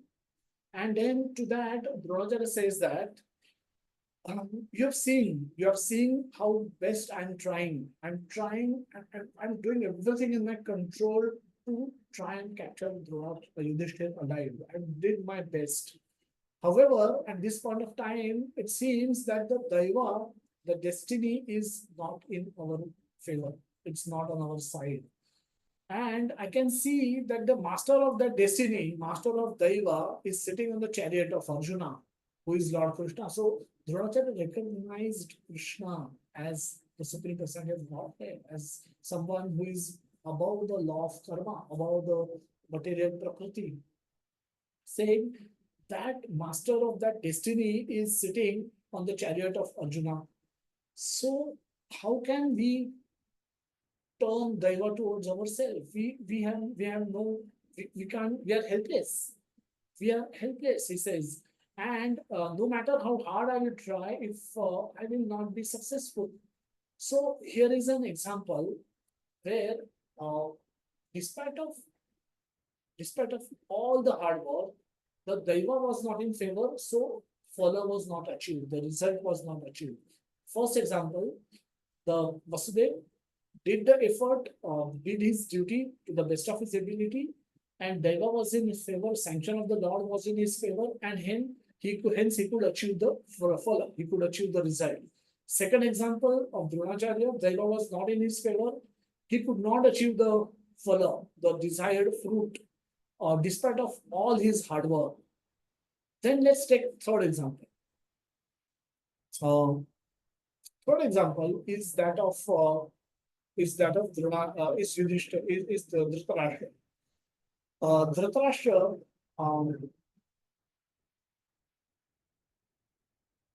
Dhritarashtra and Vidur was counseling Dhritarashtra always that to give up his to tell Duryodhana to give up his mentality of enmity and avoid war somehow, because Vidura could easily see that Krishna, if he is going to be on the side of Pandavas, and if he's there, nobody can save 100 sons of Dhritarashtra from dying, and there will be big chaos. There will be a big vidhans that will follow, and all of those who will participate in the war will get killed. So to avoid that, simple thing is to ask Dhritarashtra to become to act like a king, act like a proper father.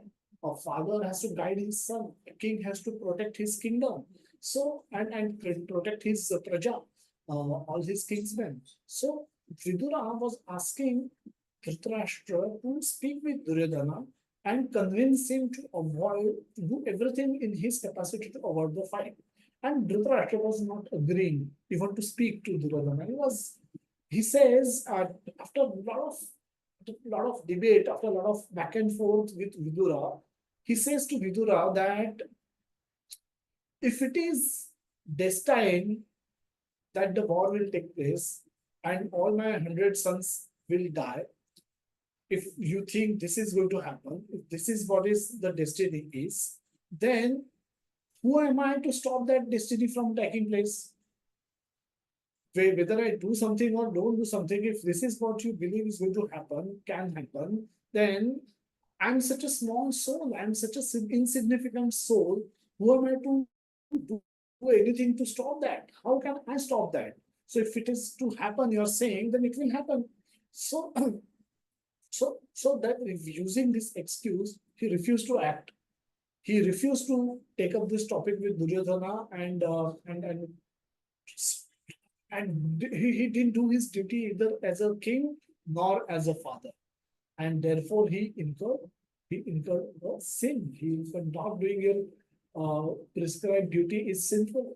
2.33 Krishna says that that is sinful activity, and therefore Dhritarashtra became responsible for the entire vidhans or entire destruction that followed the war that happened in the war.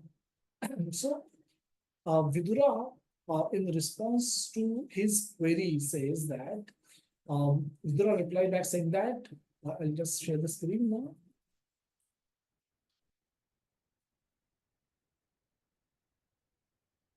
Yeah.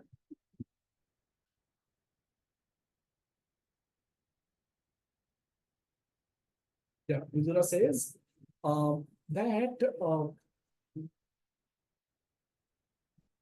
Vidura says that the will of the Almighty will determine the consequences of your action, not the action itself. Dhritarashtra's argument was that if it is the will of the Almighty that war should take place, then who am I to stop it? Then he says, what will of the Almighty will come into the picture post your action. The will not determine what action you will take.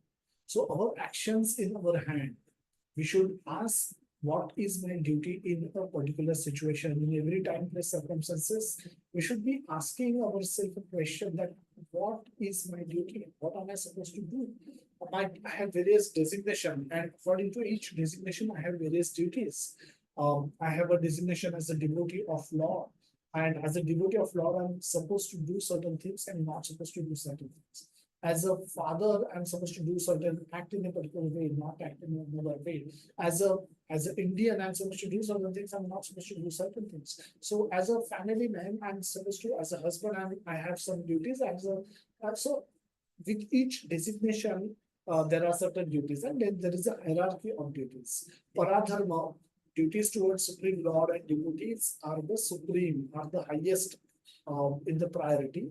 Those that are the duties which we do for others, and then our family members, and then to ourselves. So there is a hierarchy in which we can act, but in every situation, in every condition, we must do our duty. We should ask this question: what is my duty in this situation? And we should do it accordingly. We should not shy away from acting, shy away from doing our duty. So our actions are in our hand, and we should ask, what is my duty in a particular situation, and do that duty to the best of our ability without worrying about the outcome, what the outcome will be. So post acting, we should accept the results given by the sanction of the Supreme Lord with humility. And by understanding the Daiva factor in our life, we can we can live peacefully, we can accept the results calmly, we will not get agitated, and we will not also not get depressed, because knowing fully that with whose sanction these results have come. And if that is the will of the Lord, I have to align myself with that will. So you can have a lot of questions on this. Let's take those towards the end. Let's go through the balance slides very quickly. The purport of Prabhupada, the initial phase, Prabhupada speak about the embodied, the clearly stated that he is unembodied, which means that there is no difference between his body and his soul, nor he is forced to accept a body according to the laws of nature as we are. Prabhupada gives the same point in the first paragraph of the purport. Later, Prabhupada writes that he is sometimes described as formless, and this means that he has no form like ours, and that he is devoid of a form that we can conceive of. In the Brahma Samhita 5.32, it is further stated that with each and every part of his body, Lord can do the work of other senses. This means the Lord can walk with his hands, accept things with his legs, see with his hands and feet, and eat with his eyes, etc. Prabhupada writes further that foolish people who have no knowledge of Sri Ishopanishad or any of the other Shruti consider Archa Vigraha, which is worshipped by pure devotees, to be made up of material elements, which means if you are seeing a spiritual object with material vision, this is offensive, because then you will consider it to be stone, you will consider it to be metal, and that is an offensive mentality. So we should have spiritual vision to see even material objects, and then what to speak of spiritual objects. When we speak spiritual objects with spiritual vision, then we can glorify Lord. We see Krishna face to face. It is like as good as seeing Krishna face to face. So these Prabhupada write further that this form may be seen as material by the imperfect eyes of foolish people or Kanishta Adhikari, but such people do not know that the Lord, being omnipotent and omniscient, can transform matter into spirit and spirit into matter at his desire. So even though Lord can appear in a deity which is made up of stone, metal, or wood, and convert this material into spirit, because of his presence, it becomes spiritual, and at his will he can do that. If anybody does not understand God properly, will not understand how he can do this. But that's what his being omnipotent and omniscient being all about. Prabhupada writes further in beautiful way that in the Bhagavad Gita 9.11 and 12, the Lord regrets the fallen condition of men with little knowledge who derides him, because he descends like a man in the world. Manushim Tanmashritam, Avajananti Mamudam, Manushim Tanmashritam. That's the verse. So now Prabhupada saying the Lord regrets, Lord doesn't enjoy punishing people. Lord does not enjoy punishing people. In fact, he feels sorry for those people who are falling into the bodily conception of life and living life only for the pleasure of their body, pleasure of their senses, and not able to see the difference between soul and body, spiritual, material, temporary, eternal. They think themselves as the body, and they act solely only for the purpose of giving some pleasure to their body. Now, this is a very this is misuse of the human life. This Ishwanishad mantra third says that this is killing the soul. Second mantra says that this is like killing the soul, killing the spiritual potencies of the soul. And Lord feel very sad for anybody who is trying to live life in this way, who is not trying to, learn the spiritual truth, not trying to study scriptures, not trying to follow devotees, not trying to improve his life and, gain more knowledge and thereby cultivate a desire to go back to Krishna. Krishna wants everyone to come back to him without discrimination. But when he sees some are, or nowadays a lot of them are engaged in all kind of nonsense activities only for the purpose and pleasure of their physical body and senses, he feels sad about it. And that's where Prabhupada writes that Lord regrets the fallen condition of men. Now, Prabhupada writes further that such poorly informed persons do not know the omnipotence of the Lord. He danced, Prabhupada writes further in the purport that he danced with the gopis with social restriction. Prabhupada now talks about with his nature as a Shuddham and the antiseptic and the prophylactic qualities and without reproach. What does that mean?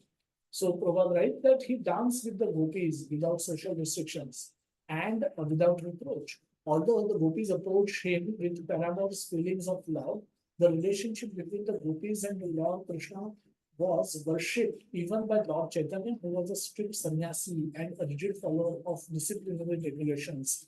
Now, what does this pastime is all about? The pastime is all about we are close to one. So let's go through this section very quickly. We'll not get into the detailed discussion, otherwise we'll go much beyond 1 o'clock. We are almost close to 1 o'clock. So let's go through the purport, and towards the end we'll pick up, if time permits, a little discussion on this. To confirm that the Lord is always pure and uncontaminated, Sri Ishopanishad described him as a Shuddham, antiseptic, and Apavidham, prophylatic.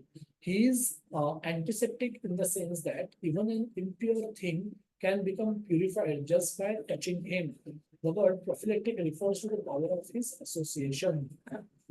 As mentioned in Bhagavad Gita 9.30-31, a devotee may appear to be Sudurachara, not well behaved in the beginning, but he should be accepted as sadhu or pure devotee if he is on the right path. If he is chanting Hare Krishna Mahamantra, is trying to follow all the available principles, then he should be considered as sadhu, even if he has performed some simple activities. This is due to the prophylactic nature of the Lord's association. The Lord is also Upavidham because sin cannot touch him. Even if he acts in a way that appears to be sinful, such actions are all good, for there is no question of him being affected by any sin. Because in all circumstances, he is Shuddham, most purified. He is often compared to the sun. The sun extracts moisture from many untouchable places on earth, yet it remains pure. The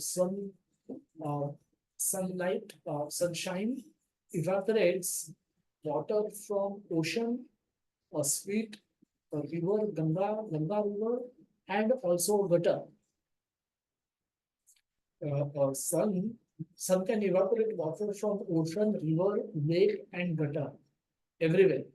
So, sun, when the sun shines, sun rays, they touch the gutter, it's not that the sun gets contaminated. Sun's ability to purify the water is unlimited. So, Prabhupada is giving the same example that in the Lord is like sun, who can purify anyone and everyone, and he doesn't get contaminated at all by anything. Just by touching things, he doesn't get contaminated. In fact, it purifies obnoxious things by virtue of sterilizing powers, sterilizing this Shuddhikaran that he is able to perform. If the sun, which is material object, is so powerful, then we can hardly begin to imagine the purifying potency, purifying strength of all powerful Lord. So, the summary, we will discuss about how a pure devotee will see Lord, or pure devotee who has developed spiritual vision, how he will see Lord. The Lord he may see face to face, or he may see deity of the Lord, but for him it is Lord because he is seeing a spiritual object. A Lord appears in deity, and he converts that deity, which is made up of material matter, into a spiritual object.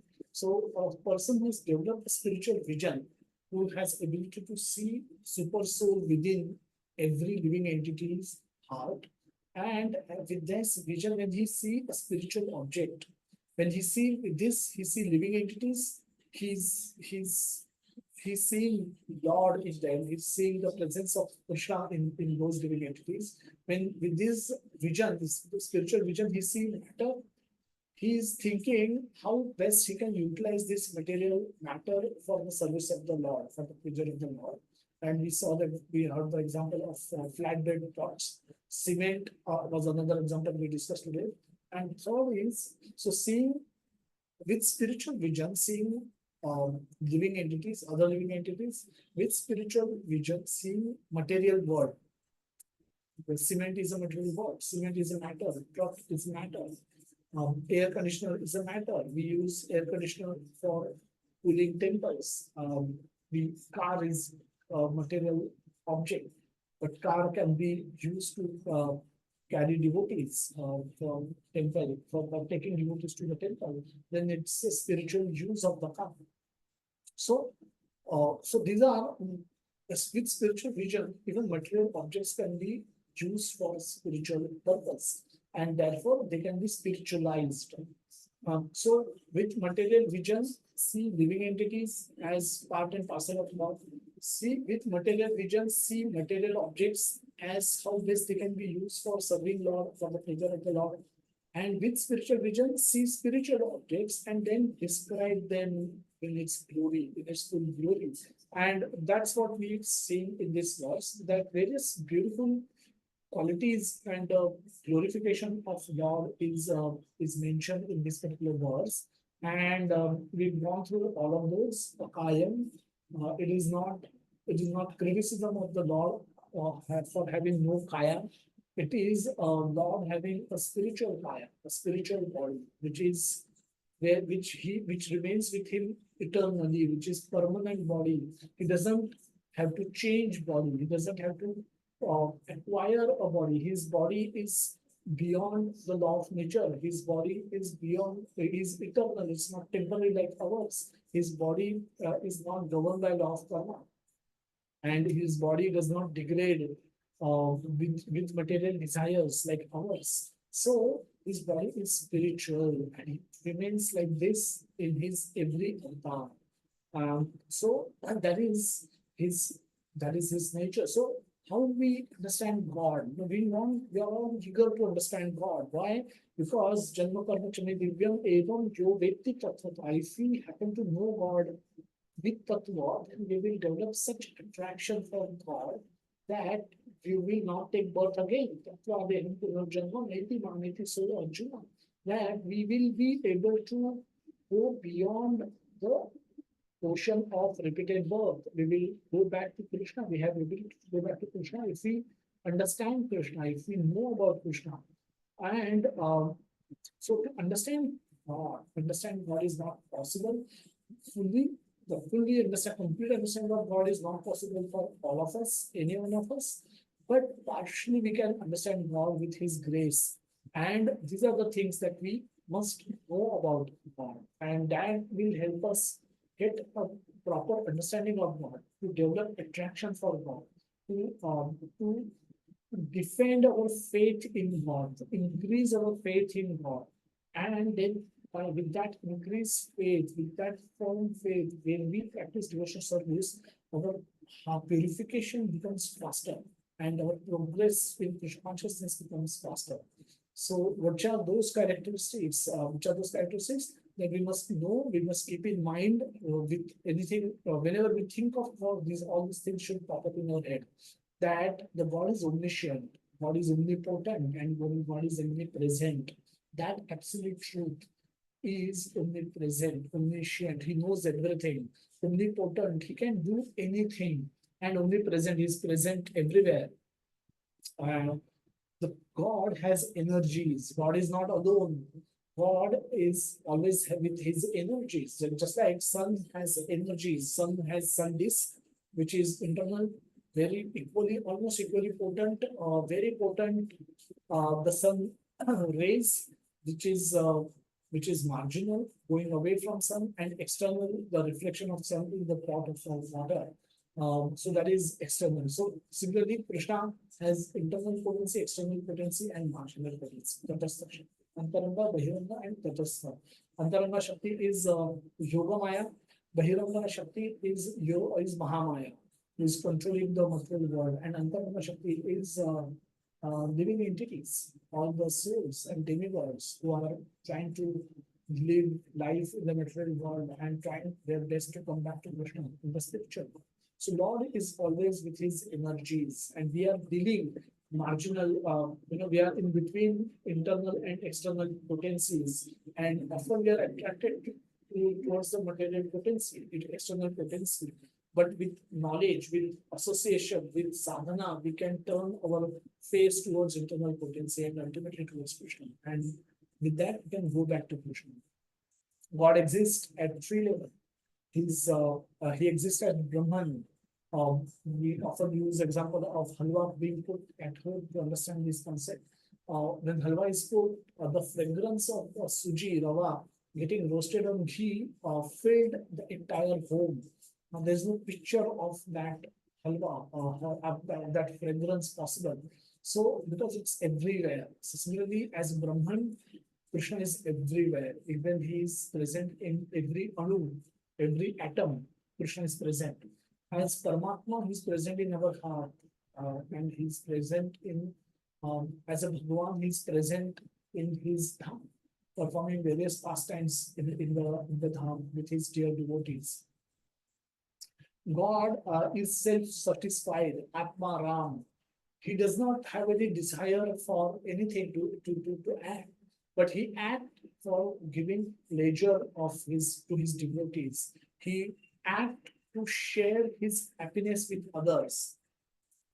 His act to perform pastimes so that his devotees can get pleasure to participate who are participating in that pastime, and other devotees can get pleasure and knowledge and information about Lord and his pastimes by hearing it and reading it in the subsequent periods. So he performed Leela. So he appears in his own body, in his own eternal form, as Lord Sri Krishna, as Lord Ram, as Lord Narasimha, as Varaha, as Hayagriva, as Vamana, and he performed beautiful pastimes, which give pleasures to pleasure to his own dear devotees, and the pleasure continues in the next subsequent generations through hearing and reading. So Leela he performs. Now one must understand the concept of Leela. Without that, our understanding of Bhagavan remains incomplete. As Bhagavan is a personal person. It's a person. Bhagavan is a person. It's a personal reciprocal joy that he is. And now that Lord is glorified for his name, Nama, Rupa, Guna, and Leela. So devotees like to glorify God for his name. His name is so sweet. His name is so attractive. Krishna means all attractive. His form is beautiful. When devotees see Lord face to face, and then they describe, Ramaji saw Lord face to face, then described through various beautiful poets. Vitrasura glorified Lord. Kunti Maharani saw Lord face to face, and then wrote such beautiful poet verses to glorify him. Gajendra saw Lord face to face, and then offered beautiful prayer for his glorification. All of those, Prahlad Maharaj saw Lord face to face and offered beautiful prayers for his glorification. Dhruva Maharaj saw Lord face to face and then offered beautiful prayers for his glorification. So glorification happens that of Nama, Rupa, Guna, and Leela. All these are glorified by his devotees, and they take immense pleasure in glorifying Lord. Through the process of humble hearing from pure devotees and reading Srila Prabhupada book, we can know God by his mercy and by the mercy of pure devotees. And by that knowledge, with that knowledge, we can develop our attraction towards the Lord. And with that attractive mood, in that mood, we can practice devotional service with more commitment, with more intensity, and so that the purification can happen, and we can ultimately go back to our home, back to the spiritual world, to get engaged in eternal devotional service towards God and his devotees. So with this, let's conclude this session. Thank you everyone for staying back. It was kind of a long session. We have a couple of sessions every day. It's a japa session and a reading session in the evening. All of you are requested to take advantage of the same. And we'll now wait for any question and answer.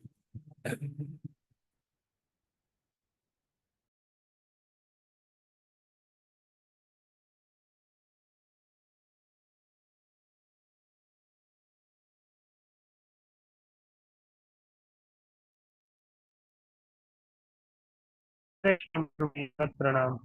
Swapnil Bhai As has a you, question. Let's okay, bro. Even Mataji has also posted Happy Karshi today, so just for clarification. Too.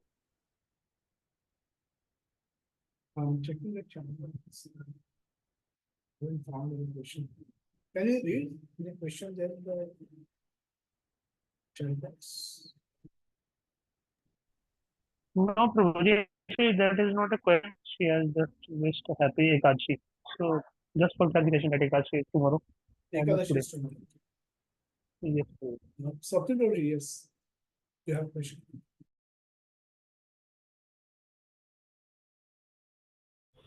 Hare Krishna Prabhuji, Dandavat Pranam Prabhuji. Prabhuji, my question was that when in one of the slide you had explained Karmavad plus Daivavad is equal to Phala. So Phala is a combination of both Karma and Daiva. So my question here was with respect to one of the back stories wherein Sudama, who was a pious devotee of Sri Krishna, and he was very devotional. However, the realization of his, I mean, he was facing daridra, but he was also a pious person and very great devotee of Sri Krishna. But when he only went to Sri Krishna, and Sri Krishna then, uh, I mean, he already realized that he already knew that he is his friend. I mean, there's no point in discussing that. But the richness offered by Sri Krishna was when Sudama approached Sri Krishna, although he never mentioned why he has come there, but at the back of the mind, because of Sudama's wife, there was some reason with respect to his current situation in life. He was not, he was a bit daridra that he was facing. And then Sri Krishna gave him all the richness without knowing from his, he never spelled out, Sudama never spelled out about his daridra. But Sri Krishna knew it and he gave all the richness. So does it mean that Sri Krishna will only help us once we make an attempt and beg his mercy, or he understands and he gives all the richness, and we should only do our karma? And if Daiva is with us and we are doing all the karmas which are laid out by Lord Sri Krishna, then uh, we will get his blessings. So, Hare Krishna Prabhu, Dandavat. yeah, well, thank you. Can just go on mute because there's echo. Thank you. So the question is that Sudama asked, Sudama came to Lord with an intention to asking for wealth, and that time he was given wealth, not before. Before that, he was very poverty stricken. So what do we learn out of this? How do we, what is the lesson for us in this? So should we also go to Lord for asking for the wealth, or should we leave it upon Lord to decide, let him decide when he wants to give us wealth? And what is really because we will need wealth. So Sudama story which appears in the Purana or Mahabharata is not is also can be seen at multiple levels. In a literal sense, yes, Sudama was a poverty stricken, but since Sudama was happy, Sudama was devotee. And true devotion, what you need is what he had. Now his wife wanted a big house, a big, nice clothes or nice opulent food to eat. Sudama didn't consider any of that necessary for the performance of devotional service. That is remembrance of Krishna. He was always remembering Krishna, and for that, Krishna, whatever was necessary to do that, he already possessed. So he never considered those richness to be impediment in performing. So in the Prahlad Maharaj pastime, before Prahlad Maharaj offered prayers, Indra offered prayer to Lord Nrsimha. And one of the prayers that Indra was offering, that he was saying that, oh Lord, when we were captured by Hiranyakashipu, that we lived in fear. We lived in constant fear that as long as Hiranyakashipu was alive, we were always living in fear. And since we were living in fear, we failed. We could not do what we are supposed to do to you. We could not. We could not. Mansi Madari, you need to give your number so that we can add you in the groups. You can give your number to on a direct message to Vikas Prabhuji, Vikas Sharma Prabhuji, or you can send it to me and we can add you in the group if you are new to this session. Sorry for that. So if we for the performance of devotional service, the wealth was not considered necessary, and so it was considered necessary from the point of view of his wife, and for her, she probably was not a devotee of Lord. So Lord gave Sudama riches, but Sudama's devotion was not dependent on whether I get riches or not. He before also he was a devotee. Not that he said I will become better devotee after you give me the richness.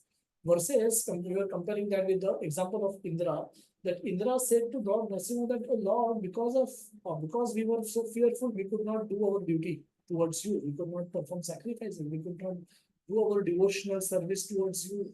And Lord was not happy hearing him. So he's saying that because he had example of Prahlad in front of Indra, that who was performing devotional service of remembering God constantly, all 24/7, despite of seeing so many dreadful situations, fearful situations, he was presented with death sentence at every now and then. Every now and then he was being tried to kill. And despite of threat to his own life, threat to his own body, Prahlad never stopped remembering Lord, and Lord was very pleased with that endeavor. Versus Indra's endeavor, saying that because we were fearful, we could not do our duty towards you. So he was not at all happy. So our service, devotional service, when we make it dependent on something that we get from Lord, we can't perform devotional service properly. We can't perform devotional service for a long time with commitment. We should become devotee first, and then Krishna, if by his own sweet will, may give or may not give us whatever we desire. So if it is best not to desire anything, but even if we have certain desires, we should just leave it to Krishna to fulfill those. Just like how Sudama Brahmana did, he left it to Krishna. He knew that Krishna can read his heart, and by that, Krishna can give whatever he wants. So, but he didn't ask for it, and he continued. He was happy before he came to Dwarka, and he was happier when he left Dwarka. There's no, and he was happy. And he never realized. He realized that he was given riches when he reached his home, but he was happier because he got association of Krishna. He was connection of Krishna, and by that, by that association, he became happier. So he was happy before. He was happy after. His happiness was not dependent on the riches that he got from Krishna. So that's a difference. So to us, we can what we can learn and apply in our life is that we can follow the example of Sudama Brahmana. That whatever we have is Sudama Brahmana is a pastime. Obviously, they're all Parshad, Nitya Parshad of Lord. They come and perform Leela, just like Jai Vijay can only come and become Lord's enemies and fight with Lord for giving pleasure to Lord. Similarly, Nitya Parshas only can come and participate in pastime with Lord. So in his Leela, whenever he is performing Leela on in the material world, so he's not ordinary soul anyway. But so in that sense, he's a Nitya Parsha, so he's playing his part in the pastime. But for us to take away, we can learn that certainly we shouldn't make our performance of devotional service dependent or linked to a benefit that we get, which we intend to get from that. If that is our condition, then we can't become and remain a devotee for too long time. Because if it comes, if for example, if whatever we have some internal desires for which we are performing devotional service today, if it comes, uh, we may still stop serving Lord. We may say our purpose is fulfilled, tata bye bye, I'll get lost. If it comes and more desires will come, with this one desire getting fulfilled, we may have more 100 more desires. Now, then again we may perform for some time, but quite likely that all those 100 desires may not get satisfied, and then we will leave the devotion service. Or if our desires doesn't get fulfilled in the first place, then we may give up the devotion service thinking what's the use. So as long as we keep our bhakti linked to a certain objective that we want to achieve, we will remain very on a very unsteady, shaky platform, and we may stop performing devotional service anytime. This is not very comfortable position. This is not very desirable position to be in. So we should be performing bhakti with knowledge, without any ulterior motive. Ahetuki bhakti, धर्म जन्म जन्म न सुंदरिम कविताम व जगदीशकामये मम जन्मने जन्मनेश्वरी भवता भक्तिर अहेतुकी कोई. So this is what Lord is praying, Lord Chaitanya Mahaprabhu is praying for Lord Krishna. So I want that kind of a seva, and that we should do with knowledge, with intelligence, and then whatever comes we should accept. Whatever doesn't come, we should still accept it as a will of Lord, and we should continue performing devotional service in all circumstances, at the same time doing what is our duty in every circumstances. So with this, I can hope I probably have answered your query. Hare Krishna Prabhuji, Dandavat Pranam. Thank you very much, Prabhuji. I mean, it's very convincing, Prabhuji. Thank you very much. Thank you. Let me see any other questions. Consequently, hope you would have sent the. I will give you my number so that you can send a message, WhatsApp message, so we can add you in the group. Hare Krishna Prabhuji, Dandavat Pranam. Hare Krishna. Thank you very much for this required. Since this was requiring very much clarification, and you gave various dimensions of it, not just to defeat any argument, but just to defeat our own mind. That at times it may run like behind Natasha Pratimas, and it may keep contemplating or deeply on that, and it may go wrong. So, but ultimately, as we almost on daily basis read or hear that the association of devotees actually keeps us on the right track. So for me, this session and like usually every session used to be that over and above it is that association of devotees which is keeping us on the right track with the right understanding, so that whatever kind of intensity, in my case we it's very minimal, but it is going on the right track and it is not getting wavered in so many, like at least it is going to be in the Vyavasayatmika Buddhi kind of direction. So ultimately, all glories to you, Prabhuji, and all glories to the teachings of Srila Prabhupada, that you are presenting it in such a wonderful, easy way. Otherwise, this is very complex theory to understand that Natasya Pratimasti, and the mind does not get ready to understand the logics or understanding the actual picture rather than more more than logic. It doesn't try to understand the actual picture, the actual definition of that it is talking about the spiritual form of Lord, and it is not talking about on this materialistic platform. So thank you very much for making it so elaborate yet so simple, and making us more and more faithful towards the words of scripture, so that we all can progress speedily in our loving devotional service to Lord Krishna. Thank you so much, Prabhuji. So Hare Krishna. the developing faith in scripture is the purpose why we are on assembly, and we are trying to read from favorite books, trying to use the arguments and the presentations by other senior devotees. So all glories to the senior Vaishnavas and Srila Prabhupada and Dr. So if there are no other questions, let's close this session. Thank you everyone for staying back.